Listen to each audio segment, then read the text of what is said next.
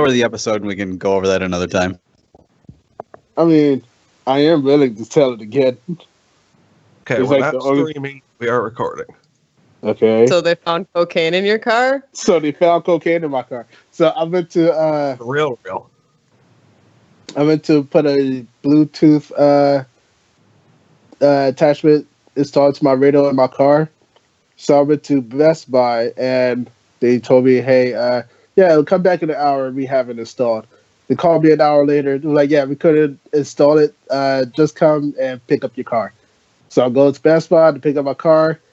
I was thinking, oh yeah, I bet you the Bluetooth that I bought for the car wasn't for the car. So he escorted me to my car, and I asked him, all right, so wait, what happened? What happened? He's like, yeah, we found we found drugs in your car. So you have to go to the police station and make sure that your name is cleared. Go to the police station. Police station. That thing. Yeah, that thing. Said, yeah, we see it in the system, but you're fine. You're fine. Just whatever. So I'll go back to Best Buy because because at the time they didn't tell me exactly what drug was in the car. So I was like, hey, let me go back to Best Buy, see what drug is in the car. He was like, yeah, we found cocaine in your car. It's actually kind of common for this to happen. It was like at the spot where you will find cocaine in your car. So if you bought a used car, under the driver's seat, probably like underneath the radio and stuff, you check that. Yeah, just take a look every now and then. Yeah, take a look.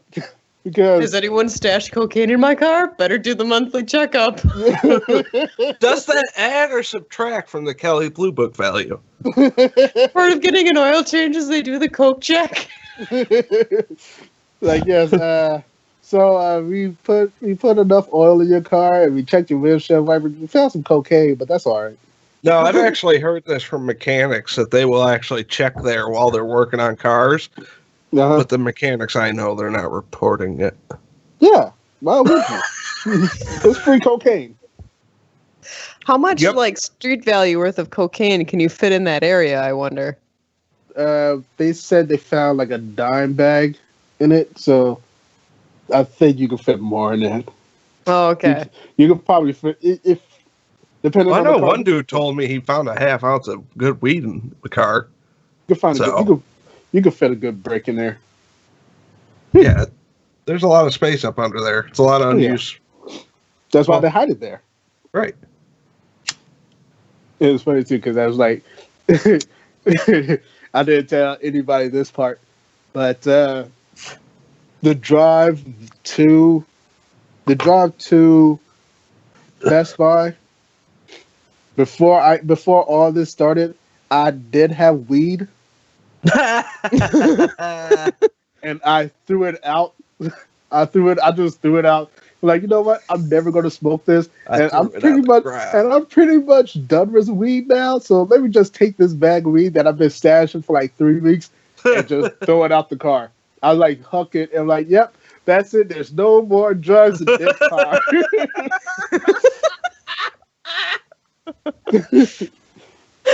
Oh my gosh. Which was hilarious and ironic. And incorrect. What was it, coincidental? Because there were, in fact, drugs. Still in the car. So, yeah, there's my cocaine story. So when they told you that they found the cocaine in your car, and, like, did you in your head think, like, how did my weed make it back there? Exactly. That's did what I it blow thought. back in the window? Wait. Did it find? Wait. What? I'm pretty sure I threw it out the. Oh God! I left it in the back seat. I flew back in the back seat. Yeah. God damn it! It's Philadelphia all over again. Now, what's even funnier is, so after all that, I wanted to make sure all the cocaine was out of my car. So I went back in town and went to another police station so they can have like the dog sniff if there's any more cocaine in the car. Right. And so, that's the one time you can get away with that. Right. So the dog is sniffing, and the cop asked me. This is another part I didn't tell. The cop asked me, so you like, look, you're not in trouble. If you answer this, you're not in trouble. Okay. I want to make sure you know that you're not in trouble if you're honest with me. All right. Do you or anybody you know smoke weed in this car?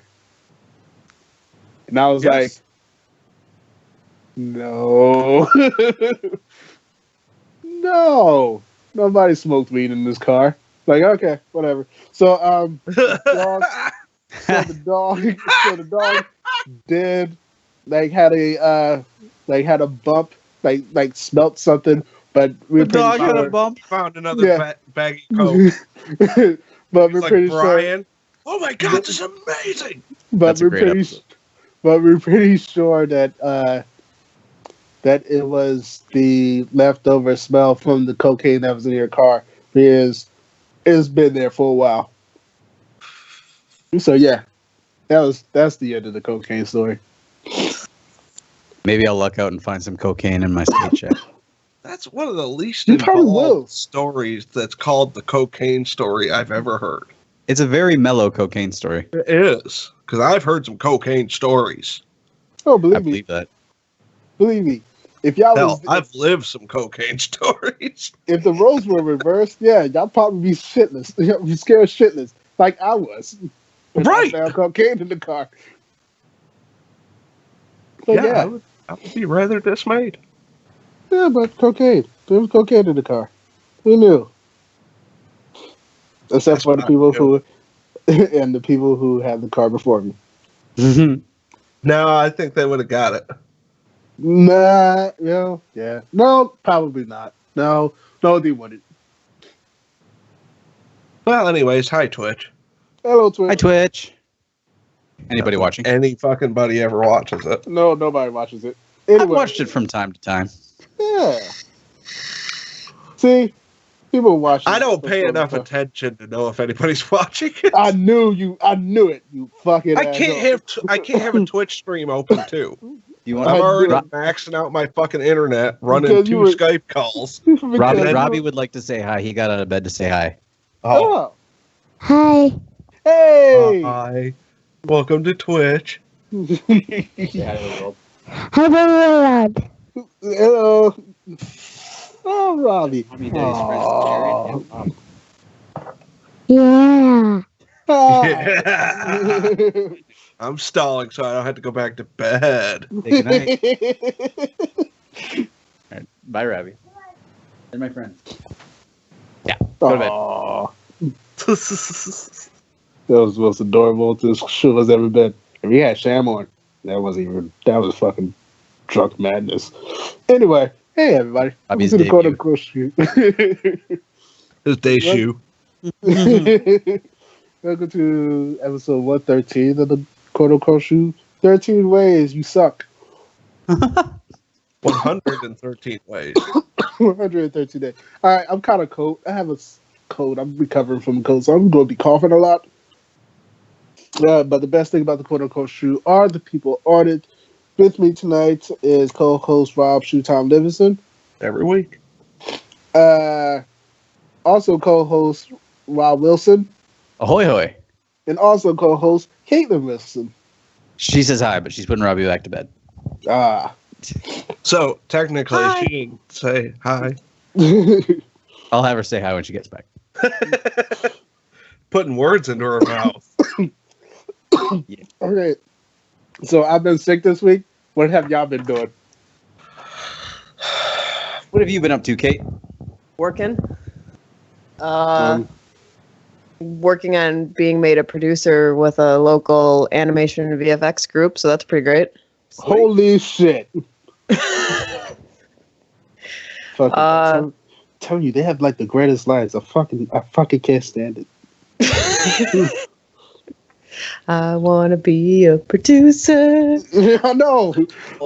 Oh, yeah. Nice Moves is a local arts movement that supports VFX, animation, graphic designers, and basically everybody in the media arts industry.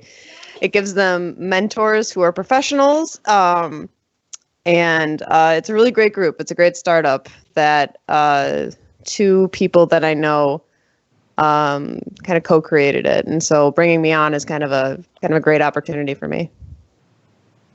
We'll have to make that the preview so somebody will listen to it. I think that was a great prug. Well, thank you. I think actually one of the co-creators has a podcast too. I think it's Swim. It's Strong Women in Motion. Strong Women in Motion. Okay. God Yeah. damn. I am definitely going to listen to That's that. an efficient. Oh fuck! I had the name in my head. See, this is why we're not professional. Oh, this is only one of the reasons. We got 112 more to go. Because it's going to be a long night. Oh God. How many viewers do we have? 3. 3? Well, that or else one person is. 3 times. Yeah. Somebody's tripling. So hi, Mark. We got a triple dipper. We don't ever want our stats by unique visitors because it'd just be more depressing. That's okay. We do this because it's fun. Oh, exactly. More like we have nothing better to do. Speak for yourself. I know I could be watching Mystery Science Theater right now. Well, I mean, that's one thing, but all right, we have 111 more to go. God, what am I saying? So this producing 110. thing. This producing thing.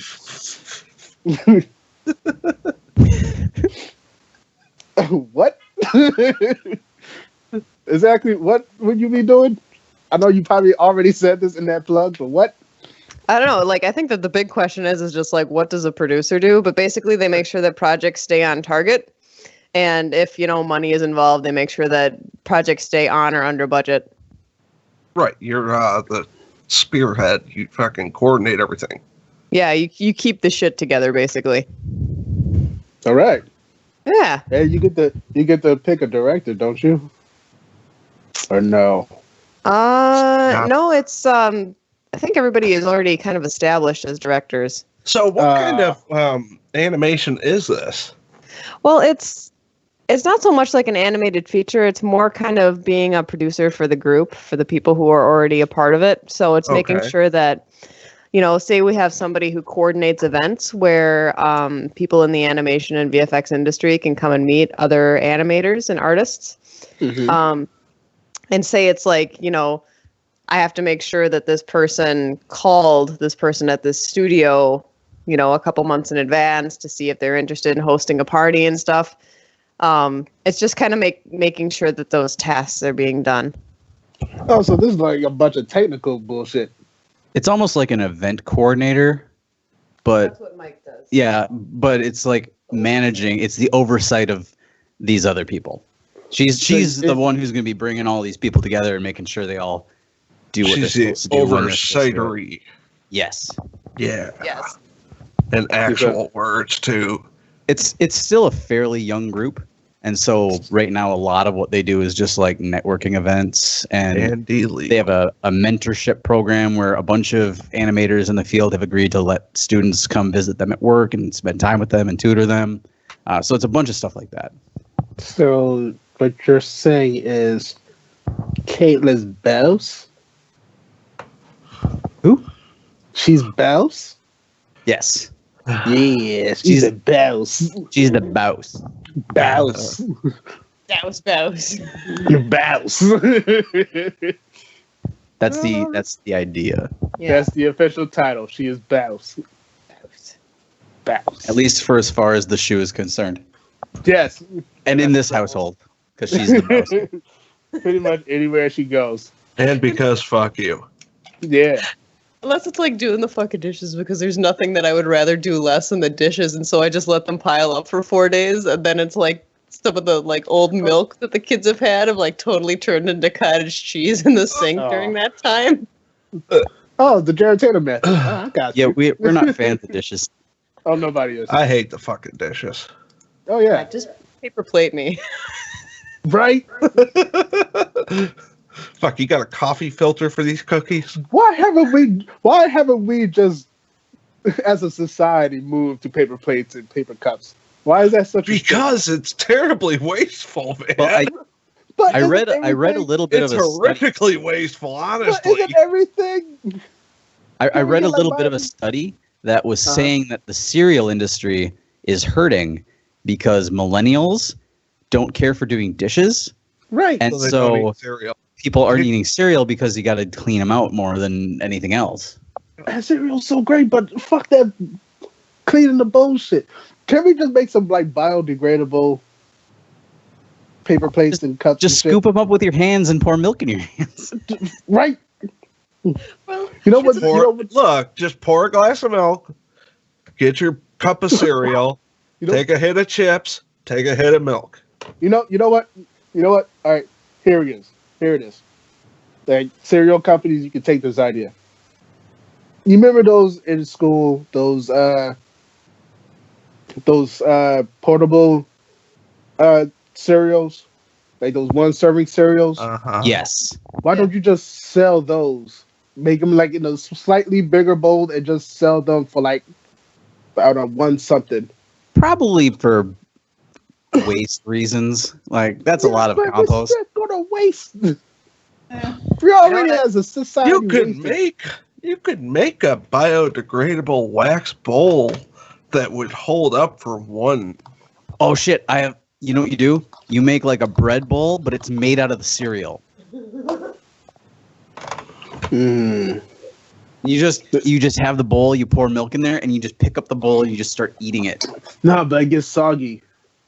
No, the outside would stay crispy if it's thick enough, like a mini wheat, like a mini wheat thickness. And so like the inside, when you take a bite of it, it has a little bit of both. It's got a little bit of that soggy, a little bit of milk, and a little bit of that crisp. All I can see in my head is like what cereal could hold up, and I keep thinking of grape nuts, and I'm like, grape nuts destroy my damn mouth. All right. Like they're just sharp. Maybe Captain Crunch, but the same thing happens. Yeah. Like it's good. Captain Crunch is so good, but it destroys your mouth. I'm pretty sure I lost a tooth because of Captain Crunch. You got to let it soak for a good 45 minutes in the milk. Right? Well, then that defeats the entire purpose of cereal. Soggy cereal is good, depending on the cereal. I just like cereal. Yeah, right? See, I don't see cereal as a food. It doesn't count as a meal. You're out your mind. Eh? You're crazy. I kind of agree with Rob on this one. Like, yeah, I looked at the ingredients. Wait. What's Rob? Well, I agree with Livingston on this one. Like, it shouldn't count as a food because if I eat cereal in the morning and, like, let's say, like, I go to the gym and then get to work, I'm starving. Right. Like, it's like nothing. Yeah. And for the amount of calories it is, it's fucking ridiculous. Yeah, it is surprisingly high calorie for what it sugar. is. Right? It is fucking ridiculous how big. And the serving size is nobody eats one serving of cereal. Oh, fuck no.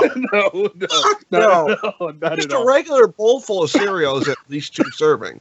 Oh, yeah. Oh, dude, absolutely. And nobody puts 1 cup of milk in there. It's always 2 cups or a cup and a half. Half the gallon. Yeah. Then again, I use giant-ass fucking bowls. So. Yep. Those bowls you're supposed to use to mix stuff in. Yeah. Just pour cereal. I'm good for the day. I should get some cereal. Jared's gonna lose another tooth. All right. And a toe. Get that CT crunch in your system. But yeah, I still consider it a meal, especially when you're starving. I'm a big cereal proponent, even though I know how bad it is in every other way. Oh yeah, it's fucking terrible, but aren't the best foods terrible? Yeah.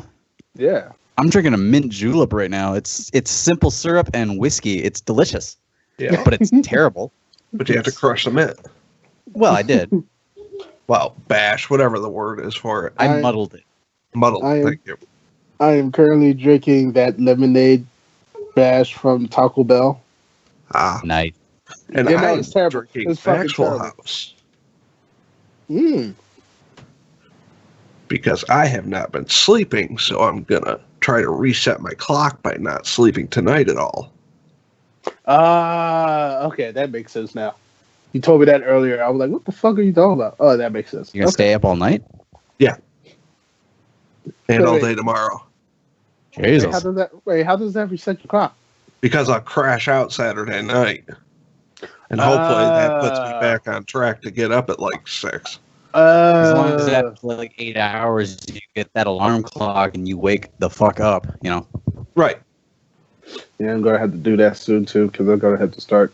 Yeah, So there's a good Jared, if you want to get that art to me, there's a good chance I might edit it tonight. All right. Yeah, Nice. I'm almost done. My dick's getting sore. Hold up. Hold up. So what else happened this week? Anything happened this? Oh wait. What's your name? Senior. You want to Yes, talk sir. about you want to talk about what the group did this week? Oh, well, yeah, we can get in a little bit of group drama because I know there's a few people that crossbreed sport. There's this fairly snooty film group called The Dissolve, and nobody really cared. It was just another group that existed out in the world, and we had a couple of cross members. We had some members that were on the Refugees of Spill. There were some members over there. Whatever, it was fine. But they were a fairly pretentious bunch. The kind you would post an opinion, they might disagree with you, and they would unironically call you like a pleb cuck and shit like that. Just unpleasant people.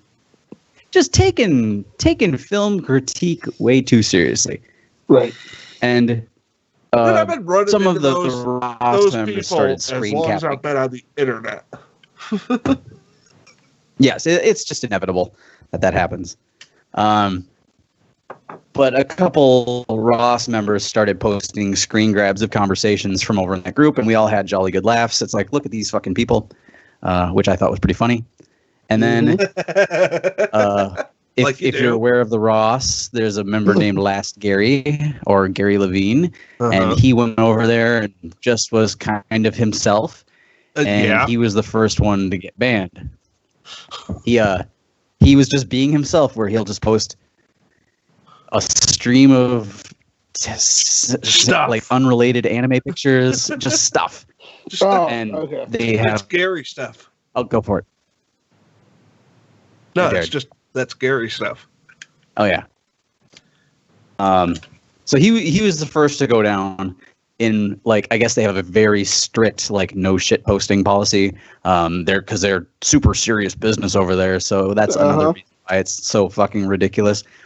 But then a giant wave of Refugees of Spill members started joining the group, and I would say maybe half of them were joining because it's like, hey, let's like, because I went over, like, I had seen the group. I was like, you know what, I might join that and just go talk to people. You know, why not?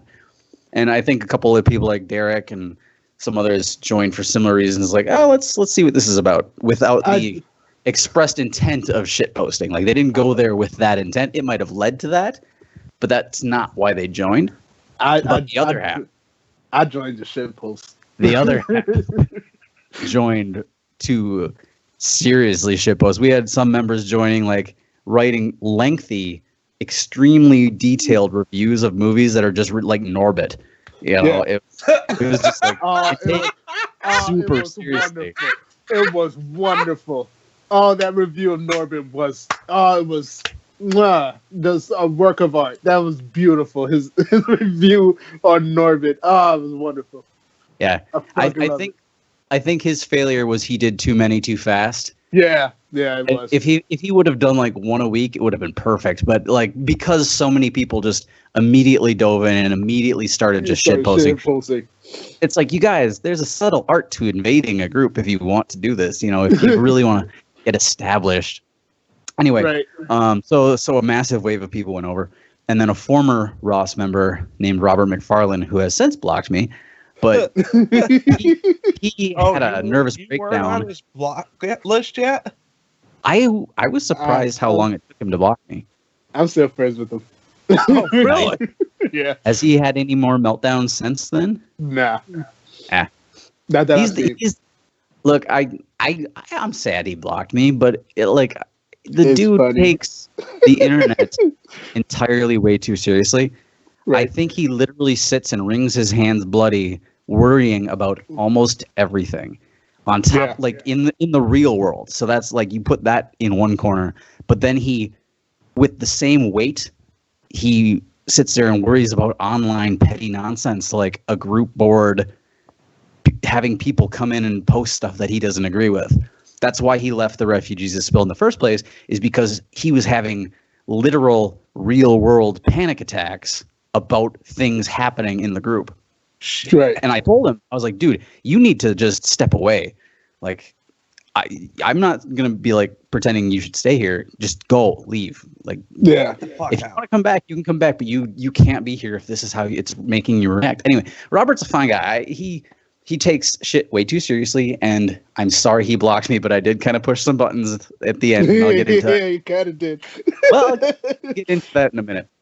So, Robert McFarlane, to the 15 admins this group had, started ratting out every member who was also a member of the Refugees of Spill.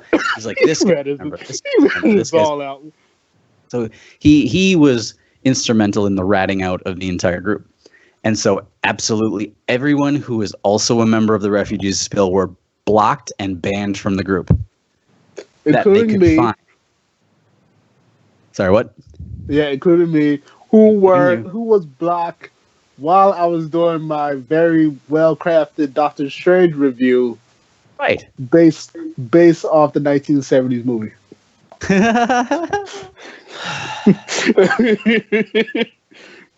So it was gonna be great.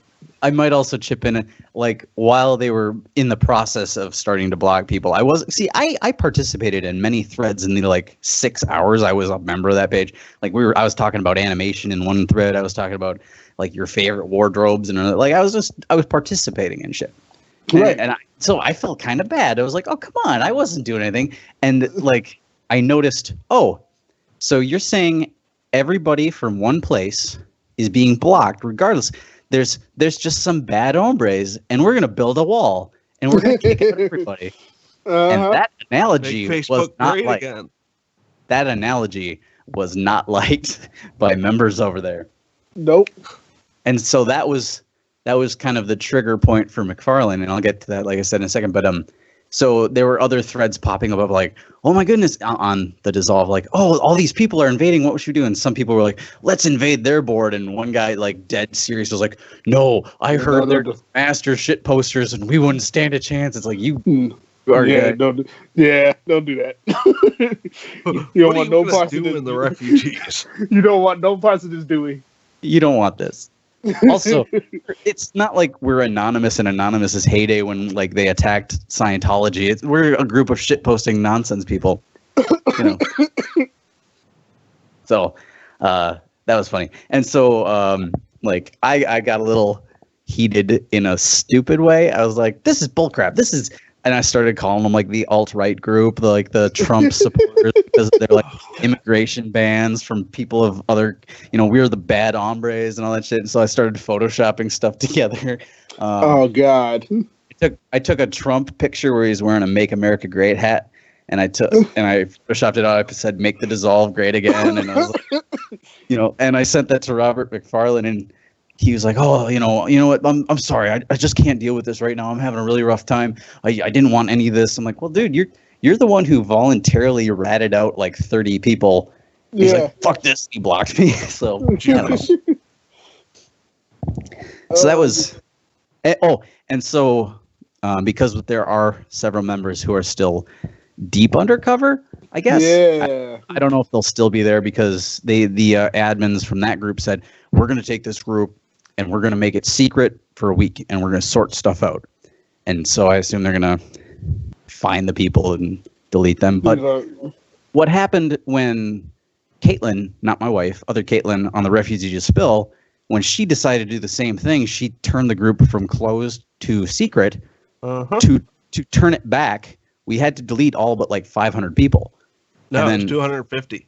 Yeah, 250. Okay, even more. And so I don't know if they know that, and I don't know if the policy is still the same. I hope it is. So they may have fucked themselves. They may have fucked themselves. I hope that it is, but I think Facebook fixed that. I don't know. Yes. I hope that's what happened. Oh, that would be beautiful because I know what a bitch that was. Yeah. It was terrible. Do you have your exit, buddy? Yeah. Oh, it was so good. That was the night me and Jared started chatting. Yeah. Oh, nice. Punk, drunk, funk. I still got that Michael Jordan picture. Oh, you do? Oh, yeah. Oh, it was a good night. So I mean, that was the fun, most recent Refugees of Spill drama, but it was pretty silly that they reacted the way they did, and I get what they're saying because like maybe 15 people just started shit posting right out the gate, just going full bore, and it's like, guys, take a more subtle approach. The better subtle, never. Chill the fuck out. Yeah. Would you? I'm a big fan of the long con. I'm like, let's get in there. Let's get some of these people as admins. Let's infiltrate. Yeah, let's not invade. Let's infiltrate. See, that's the thing though. If we still have members in there, if the members are in there, we could probably sneak a couple more members in there. If we could, and then we could play the long con. But I think we should get like a subgroup. I'm saying this now.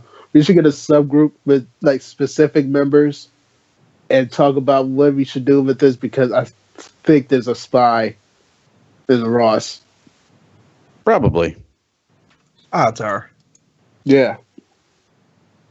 But no, it's I've been chatting with a couple of the admins. I'm like, hey man, like, why'd I get booted? And they're like, oh, we're just sorting shit out, blah blah blah. And they're like, oh well, once the whole secret thing's done, you can maybe get added by a member. I'm like, the only member that I know left is Robert McFarlane, and he's not gonna think I'm a reputable dude. Like, yeah. Just heads up, that's not really a fair way to moderate your group. I know this as a moderator of another group of 2,000 plus people. That's not the way you do things. Right. So you're definitely not getting added back. Yeah, no, I'm not getting back. You basically said you don't know shit. Maybe I shouldn't have compared them to Trump and his wall. Yeah, but you wasn't. I'm gonna go out on a limb here and say, yeah, you wasn't off. So it made me laugh how much because I like just knowing Robert McFarlane. I have to assume the entire group is consumed of people who are just like him, and by that insinuation would make them lose their goddamn minds. Because me telling Robert like, oh hey, how's that alt-right film group going that you're part of, just I could see him just grinding his teeth and just like, because he takes the online shit. Broke his heart. Yeah, just sitting there like, his heart. You betrayed him. He betrayed me. Anyway, so that was a little bit of midweek drama, or was that last weekend? I forget when that was. Yeah, it's so long ago. It feels like forever ago. Mm-hmm. Well, forever's just a number. Shut up. Shut your mouth. Hey, let's just talk about numbers. I can dig it. So, Robert, you wanted to talk about Rick and Morty. Oh, yeah, sure. What the hell? Yeah. What the fuck? What the fuck? So I watched all of it. Nice. Oh, you did? Yeah, I watched every single episode. I'm caught up to current. Honestly, I don't find it funny. Huh. It's not for everybody. I see the humor. I just don't like it. But I don't have to. It doesn't matter. Right. But if they do a couple of things correctly, it has the potential to be the single greatest multi-universe story ever told. Nice. What are the things you would like to see happen? I honestly believe that Rick's flashback was closer to the truth than he'd like to admit. Mm-hmm. And so here's what I think happened, is that was actually how Rick was. And there was all these other Ricks, and they killed his family. And he went, and he got the portal gun, went to the Citadel, and found out that all these other Ricks had abandoned their fucking families in every universe. And then killed his. I like it. So they I could see that happening. Or so he could join him. So he could join them. No, he jumped into another universe where things had went slightly different because it took him a while, to get around, figure shit out. And I think that, he fucking took another Rick's place. Well, they kind of set up a precedent for that, being that the Beth, the Summer, and the Jerry we're currently following are not the ones from season 1. Right. And it's entirely possible that fucking Jerry got swapped at the Jerry station. Yeah. And it's entirely possible that we're not watching the same Rick and Morty from the first episode. Yeah, I've read a lot of those fan theories, and it all seems like something Harmon and Roiland would pull. And maybe totally retcon it in another season. Just we're following these people for a whole season. These aren't the people we're following from season 1 and 2. But I think that he's trying to make Morty hate Ricks. Oh, yeah. Well, I think that's intentional. Yeah. Ricks are kind of dicks. Well, they kind of are. Fucking obvious. But yeah, I think if they do it right, it could be amazing.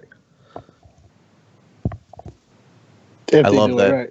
I love that somebody on eBay paid $10,000 for a thing of McDonald's so fucking stupid. I know. That's so fucking stupid. So dumb.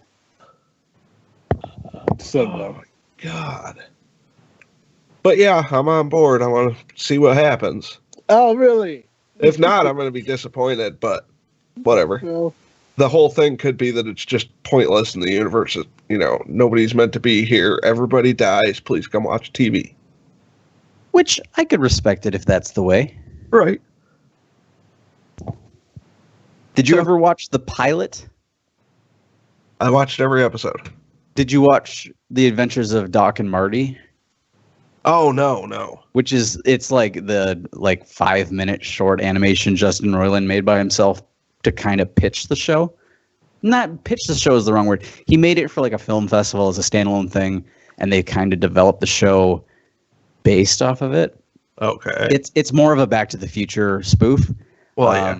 And Marty's oh geez, my kite got caught in this tree, Doc. And Doc's oh, we gotta go back to the past, Marty. We gotta go back to the past and fix this. The only way to power the time machine is to lick my balls. And he does, and they go back to the past, and he's oh, hey, there's no tree here. He's yeah, that's right. We gotta stop him from ever planting the tree. And this guy comes along to plant the tree. He's all right, quick, Morty, lick my balls. And the guy gets super scared and fades away because of the time travel nonsense. I mean, it's really graphic and fucking gross, but it's pretty funny. I have got to read that. Also, that was a really good Morty impersonation. Well, thank you. Really good. I don't know. Which one? The grandfather. Rick. Rick. Yeah, there you go. I don't have any carbonation in my system to belch. I told you, Rob, he toned down the belching after that pilot episode. Yeah. Well, that was that just was not fucking. That was way over the top in the first episode. Yeah, that just was not fucking funny. For a little bit, it was. The one thing that got me to genuinely laugh was Jerry having his most meaningful day ever inside of a computer simulation set to virtually no power. Yes. The best sex that he ever had with his wife was when she did nothing whatsoever at all. Hungry for apples? Hungry for apples. No, I'm not fired. I should get an appley. My man. Yeah, that was great. That one. Okay, I cracked the fuck up at that. I want to watch Rick and Morty. Yeah, I'm a big fan. I sent James a copy of season 1. I was just like, here, just watch it. But I gave you Netflix, so I feel like that's a fair trade. Yeah. Oh, well, I haven't been using it, so. There you go. We got our own account. You have been using it. Oh, yeah. Yeah, you told me about that. That's why we have the 3 episodes and then out policy now. 2 episodes. Oh, 2 episodes? Well, I mean, it's 3 hours. So anything that breaks the 3-hour limit will get bumped off of the playable list on SoundCloud. Whatever. Right? Oh, and wait, you know what? Let me put it in the group. There's True Art. Let's see here. And I posted a segue that I should have thought of when we were talking about the alarm clock waking you up. You can have a Japanese fisherman call you and wake you up. Wait, why? It's in the chat. That's awesome. That's so specific. I just love the transcript. Hold on. Of the conversation. I'm reading this. Yeah, Boy, go ahead. Hello. Fisherman, morning. How are you feeling this fine day? Boy, good, thanks. Are you on a boat right now? Fisherman, yeah, I woke up at 3 and came out to sea. Boy, the 3? Fisherman, we caught a huge fish this morning. I'll send you a picture. Boy, thank you. Wait. Yeah, you can pay a fisherman in Japan, a Japanese fisherman, to call you and wake you up. I like it. Yeah, wait, here's my thought. Okay. I do like the idea. It's very ridiculous. That's a very good idea. Why? Who the fuck needs this? What is this for? That is very specific. How much does it cost? Yeah, how much does it cost? I don't know. I don't know.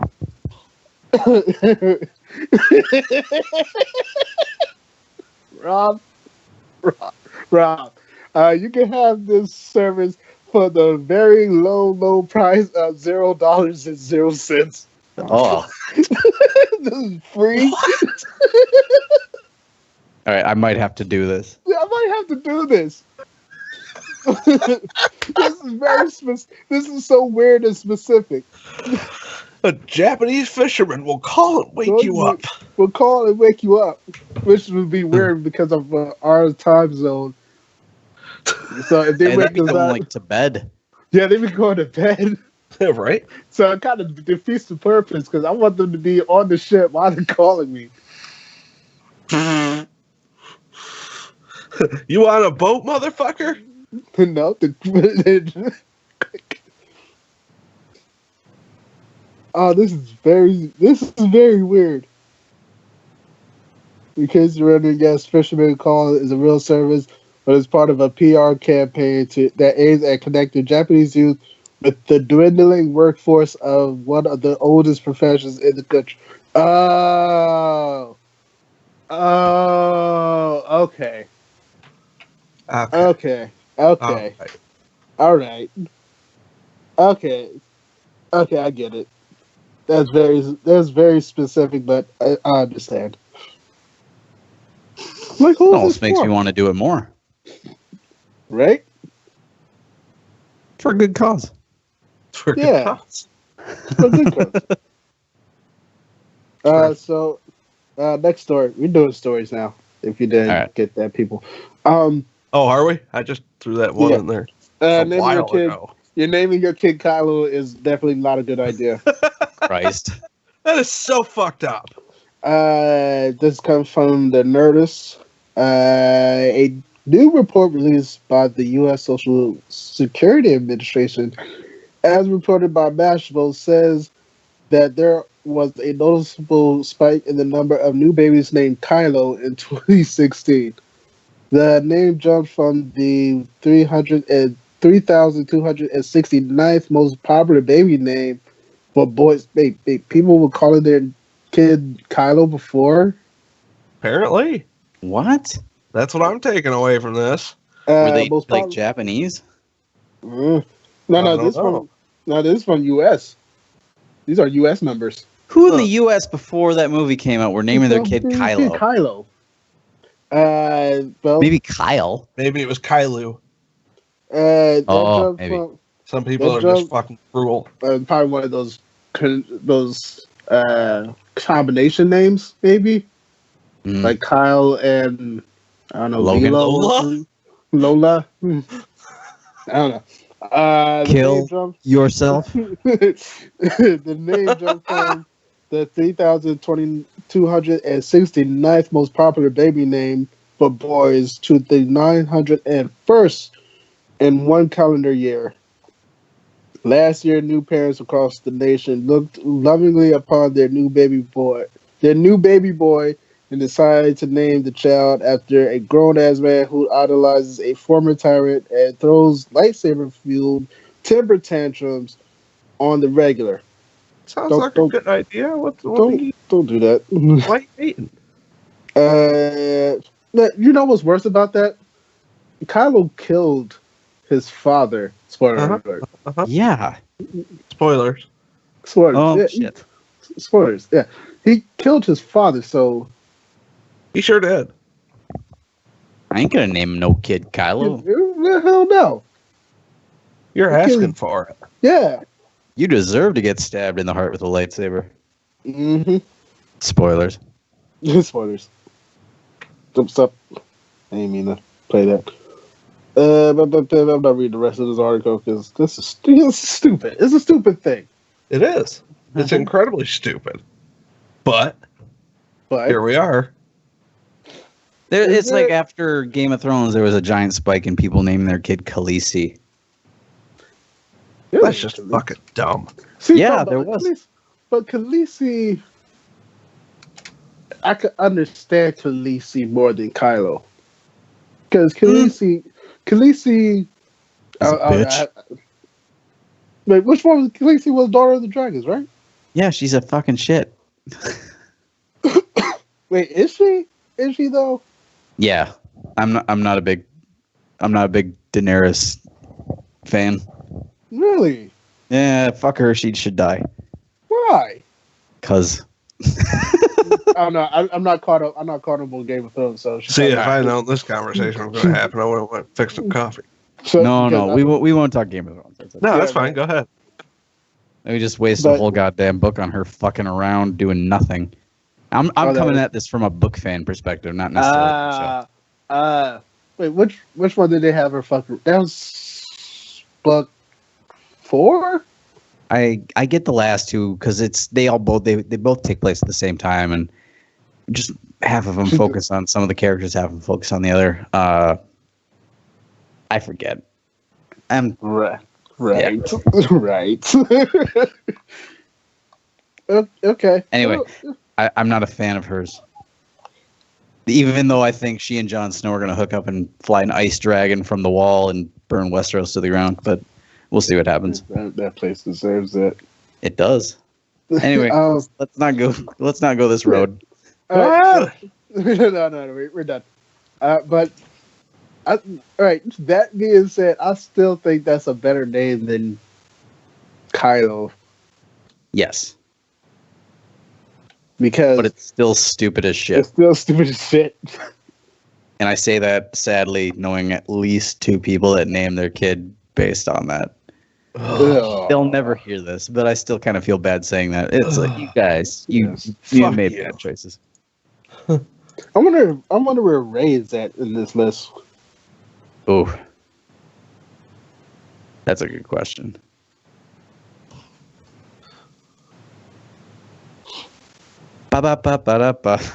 Character Daisy Ridley's character Ray is inspiring some parents to name their babies girls after the heroine. It remains 2,667 spot behind Leia and the 211th most popular girl's name overall. Huh. Wait. Name your kid normal shit. But it's the. All right. I'm mathing wrong. So it's the 211th most popular girl's name, and Kylo was 900. Okay. All right. Whew. Okay.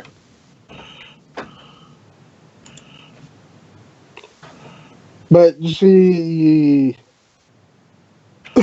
Leia got. Yeah, I would name my child Leia more than I would name her Rey. Especially now, yeah. Would y'all name y'all child Leia? If like y'all popped up, Rob, see you when you get your baby girl. It's not happening, but yes, the next baby girl would be named Samantha, I believe. Samantha. Just following in our trend. See, we're naming them after fictional characters. See, we had, Robbie clearly is named after me. He's a fictional character. Yes, got you. And Dean was mostly because we like the name because of Supernatural. I thought you was going Venture Brothers. That too. Like we had a couple of characters from a couple of things named Dean that were like, Dean's a good name. We like Dean. And then his middle name is Murray because we both like Bill Murray. And also because we were convinced we were having a girl until about 10 minutes before the baby was born. So we only had picked out girl names, and Dean was very last minute.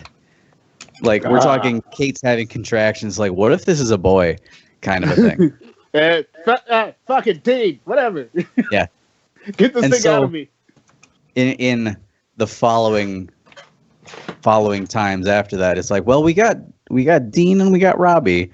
And we were thinking about Dean from Supernatural. It's like, well, we got Bobby, and we got Dean. So if there's a third, the youngest, Sam, it would just have to be. And so if it was a boy, it'd be Sam. If it was a girl, it'd be Samantha, because then we'd have Bobby and Dean and Sam. But I have had my vasectomy and I'm shooting blanks, so that's not an issue for me. There's still a chance. There's a chance. I've got words with my doctor. Huh? I didn't go to a sterile, weird room and jerk off into a cup to have there be a chance. They said there was no chance. They said I was shooting nothings. Yeah, they say things. Yeah, they say things. Did I ever tell you guys about that? That was a weird time. No, you didn't. And we need time on the show, so let's hear it. It was I set up my appointment to go deliver my sample. And the room, first I was greeted at the door by almost straight out of a stereotype novel. The nerdy male doctor was like, "Hello, welcome." I'm like, "Don't say it like that." Don't. He's like, "What are you doing? Here's your cup. Here's your paperwork. Here's your room." I'm like, "Okay." Would you like a movie? Well, we'll get there. He says, "All right, fill out this form." Yeah, we will. And he's like, "Yeah, this checkbox is important. If you miss the cup at all, you need to check off if it was in the beginning, the middle, or the end." I was wait. The beginning, middle, or end of your collection sample. Let's say you're jerking off and you have 3 good spurts. Did the first one make it in? The second one, the third one? Like, what? He's like, if you miss, was it at the start, at the middle, or when you're just kind of wrapping it up? It's a dribbler. Okay. Yeah. So he's like, he's like, if you miss in the middle, you miss in the end, it's okay. But if you miss in the beginning is when you're the most. It's got the most swimmers in it. That's I know. So don't miss the first one. I got that. I was like, all right, that sounds good. He's like, all right, and you have like an hour, and if I don't hear anything by then, I'll come knock on the door. It's like, it's not going to take an hour. Oh, dear God. I'll be back in 5 minutes. This was on my lunch break. So I'm like, hey, you know what? There's worse ways you can spend a lunch break. Let me tell you. If you know what I'm saying. So I go in this room. Wait, so. Okay, go ahead. Go ahead. No, go ahead. The room. Because you got to answer my question. Okay. The room was about 4.5 feet wide by about 11 feet long, and on the far end was a simple plastic black chair, a sink, and a garbage can. And way on the other end of that 11 feet was a small color TV VCR combo. And it was like the tape in there was from probably 1989. Question. Yes. Are you allowed to have your phone in there? You are, thankfully. Yeah. But that doesn't mean I didn't have an hour and I didn't peruse my selection. So you got an hour in a jerk off room. Yeah. So 80s, I noticed 80s porn at late. There was a magazine pile. It was Penthouse Forum, so it was classy. It was all probably from 95 or earlier. Oh, Penthouse. They couldn't give you the fancy, smashy Playboy, huh? No. Penthouse, man. Ugh. And then the one VHS tape that they had in the machine. And there was a white noise machine in the room too. So that was nice. No, surprisingly, that is kind of nice. It was. It kind of made it a more relaxing atmosphere. A lot of little wet wipes. Take your pick. It's like you can't use anything to assist you. It's like Kate could come along if she wanted to, but she couldn't really do much. And so I watched a little bit of the movie, but I could not get the tracking right, and I haven't been that frustrated at tracking for about fucking 20 years, so I gave up on that. And there was no Wi-Fi to be had, so I just had to rely on my... Oh, fuck off. Right? So I had to rely on my 3G. It was a bad signal, so it was barely 3G. And I got the job done. And it was all right. Yeah, I know, life finds a way. We get it. I could, like, it was hard because I was laughing at how ridiculous that room was. Because it was so narrow, but it was so long. It's like the TV way on the other side of the room it was like a 13-inch screen to begin with. But it was 11 feet away, so it was just this teeny tiny fucking thing. It just made me laugh. This is all right. So my question, which is weird, I know, and probably says something about me, but I don't care. Do you have to fill up the cup? No. Good Lord. That would take days. I think I just filled the cup. I think if you filled the cup, they should, like, first of all, it should be free. But second of all, they should, like, high-five you and you need to get it a medal. See, because that's my... Is that enough? It doesn't take much. They put a little bit under a microscope and in that shit, man. It's like science. It's like a blood sample, but a cum sample. Yeah, but if you want to... yeah, I know. But if you want to, like, you know, use that to have another child, is that enough? Man, people get pregnant off, like, pre-cum, dude. Uh-huh. Like, it doesn't take much to make that shit happen. So when they actually do that, it takes, like, one good one. Yeah, but I know, but, like, what if I want more than... Yeah, then I shouldn't have the vasectomy, right? Yeah. Yeah, no, you're right. You're absolutely right. I think the idea behind it is how much in a certain sample, like how many swimmers do you have going? And mine were all dead. Hooray! I had a 0 count, so I'm not worried. If you know what I'm saying. Yeah. Yeah, I'm really thinking about doing that. Having a baby or having a vasectomy? Having a vasectomy. They strongly persuade people without kids not to, but I think... Really? Well, because it is reversible, but right. They want to make sure you're absolutely certain that this is what you want to do, because I don't think the reversal are covered by insurance. So, like, if you get it, it's covered by insurance to a point, but if you get a reversal, it's not, because that's an absolutely elective surgery. So they're like, "Fuck you," if you want to. Not so much. They just want to be like, "Look, we can do this, but it's more of a pain in the ass to undo it."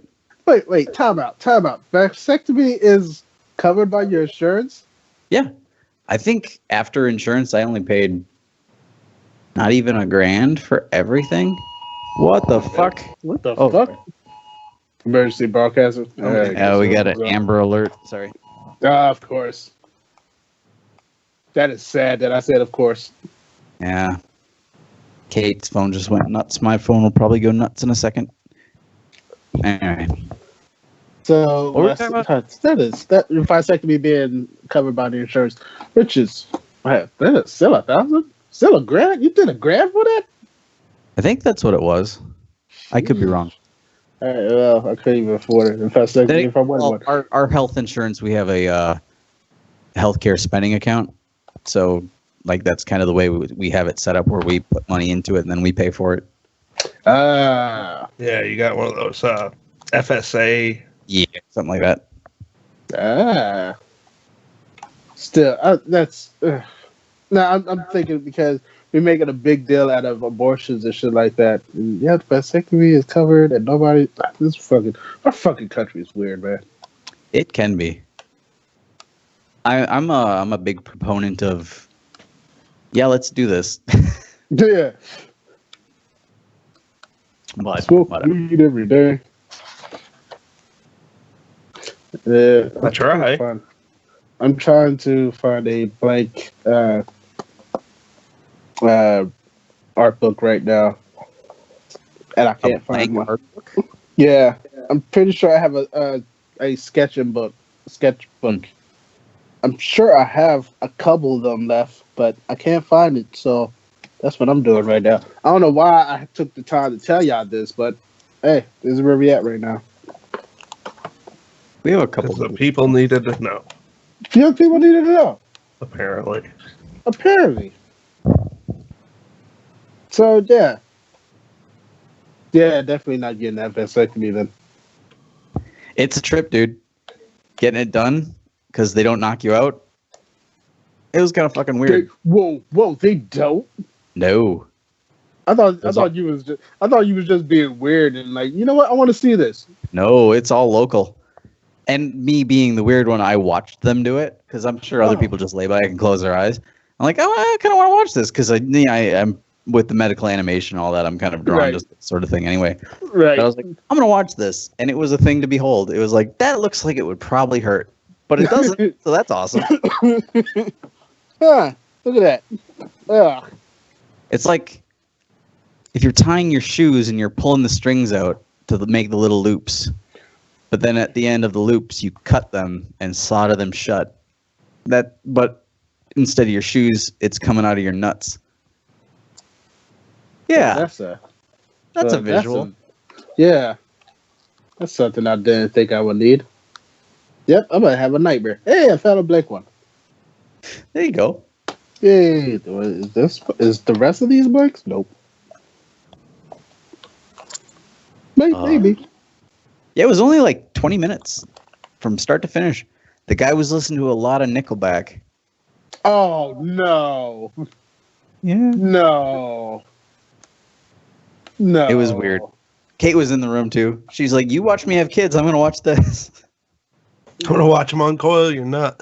Yeah. That's awful. That is terrible, man.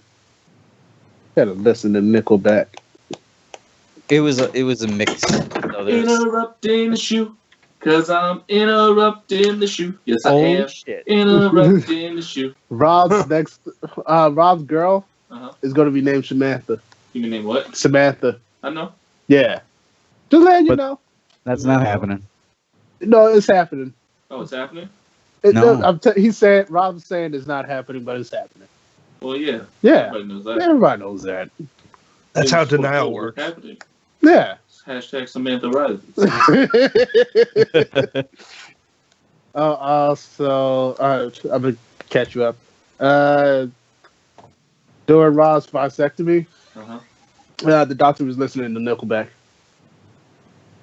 Samantha's gonna be the worst. Yeah, right. It's gonna be terrible. It's gonna be a terrible child. Yeah, it's gonna be. I bet you that doctor's right now listening to Nickelback. I bet you Samantha's seed is swimming around. Well, kind of frozen, but. You think that they scanned Rob's genitals and then he went to the nurse and was like, "Look at this photograph! Oh, get out! Get out!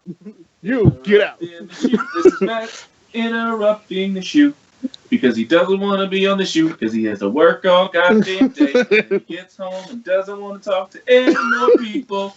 Yeah, especially me. Yeah, I got that. Wait, you didn't get out of work today? You didn't shit your pants? You didn't shit your pants? No. No, he didn't. Well, what a disappointing ending to that story. Missed opportunity. Missed opportunity. He says he doesn't want to shit his pants, but we all know he wants to shit his pants. I don't. Yes, he does. He does. I like shitting in a toilet. No, he does. Yeah, I know you do. I know you do. He refuses to close the door when he shits. Is Matt at Jared's place, or Jared, are you at Matt's place? We're at our place. The two is one and the same. Yeah. Nice. But I've been shit with the door closed since I was 17. I know. Start now. I know. I have to hear that. Okay.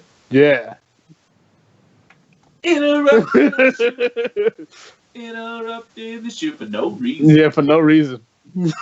Come join us on the shoe for hour 2. Oh, when you finish, I got some super cool stuff to show you. Okay. So check us out on SoundCloud. No, shut up. But dude, oh shit, I was looking for that. Do join us on SoundCloud and iTunes, and the other stuff, and the social medias and the things, and the Facebooks and the things and whatever, the YouTubes and the stuff. Descriptive. Yeah. Oh shit! I found my grandfather's funeral thing. Oh, I'm gonna take a real quick bathroom break. I'll be right back. All right. I need a cup of coffee. Jared, talk to the people. So my grandfather died in 2016. January 23rd, 2016, and the picture that they showed on his thing, on his funeral pamphlet, is a picture from 2012. 2012. And I'm looking through all these pictures with him and his lovely family.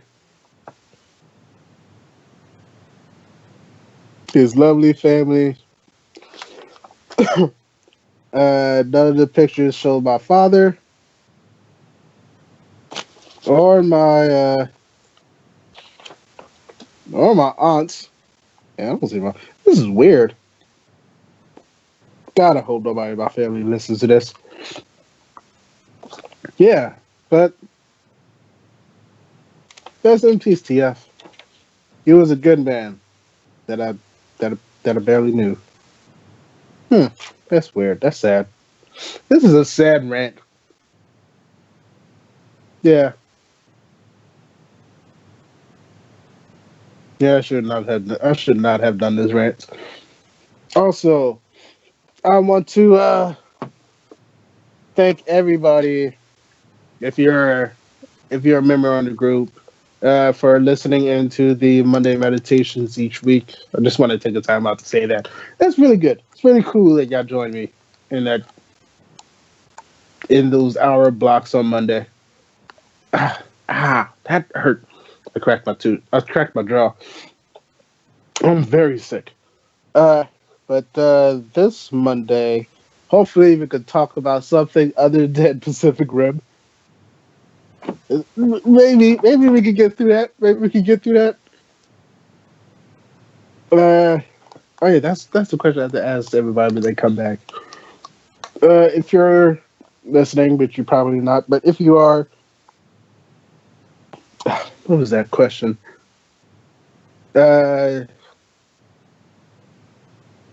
the question is, what will win in a fight, the Millennium Falcon or the Star Trek Enterprise? I asked everybody when they come back. But I'm pretty sure it's the Star Trek Enterprise. It's the U.S. Enterprise D. We're going to go specific. Yeah, that's fun. Also, jelly beans. I'm looking at jelly beans, so I'm just pointing out things I see right now. Jelly beans. They are okay as a snack. They are. If you do not believe me, try some jelly beans. If you didn't know, this episode is brought to you by jelly beans. Oh, God, I'm very sick. Why did they put me to task to entertain you folks? Yeah. Oh, I got a lot of empty ones. Is this empty too? No, this is empty.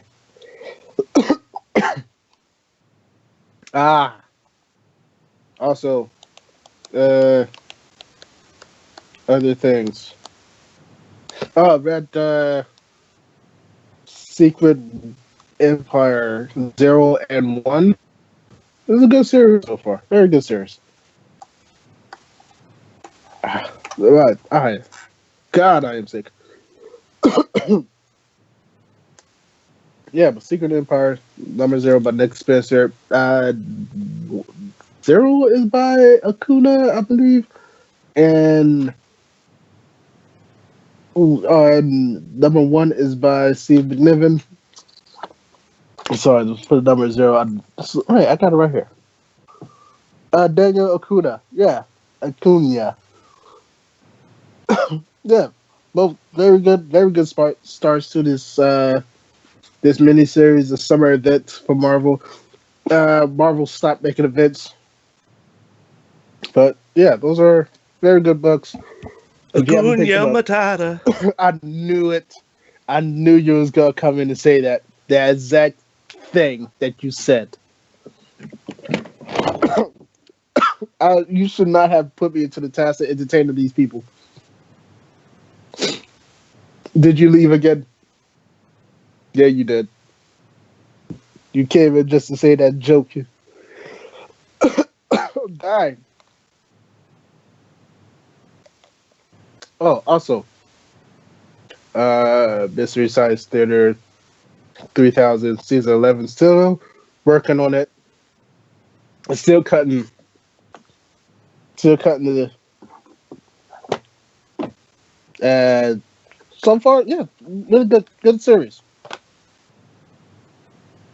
Very, very fun. It leans towards the Joel seasons, though. I know that because I said this last week. Leans heavily on the Joel season, which I was more of a Mike fan than a Joel fan, but it's very entertaining.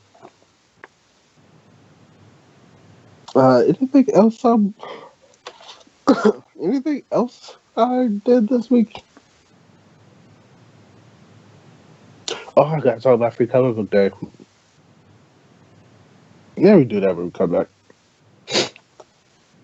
Aren't you glad you're on Twitch?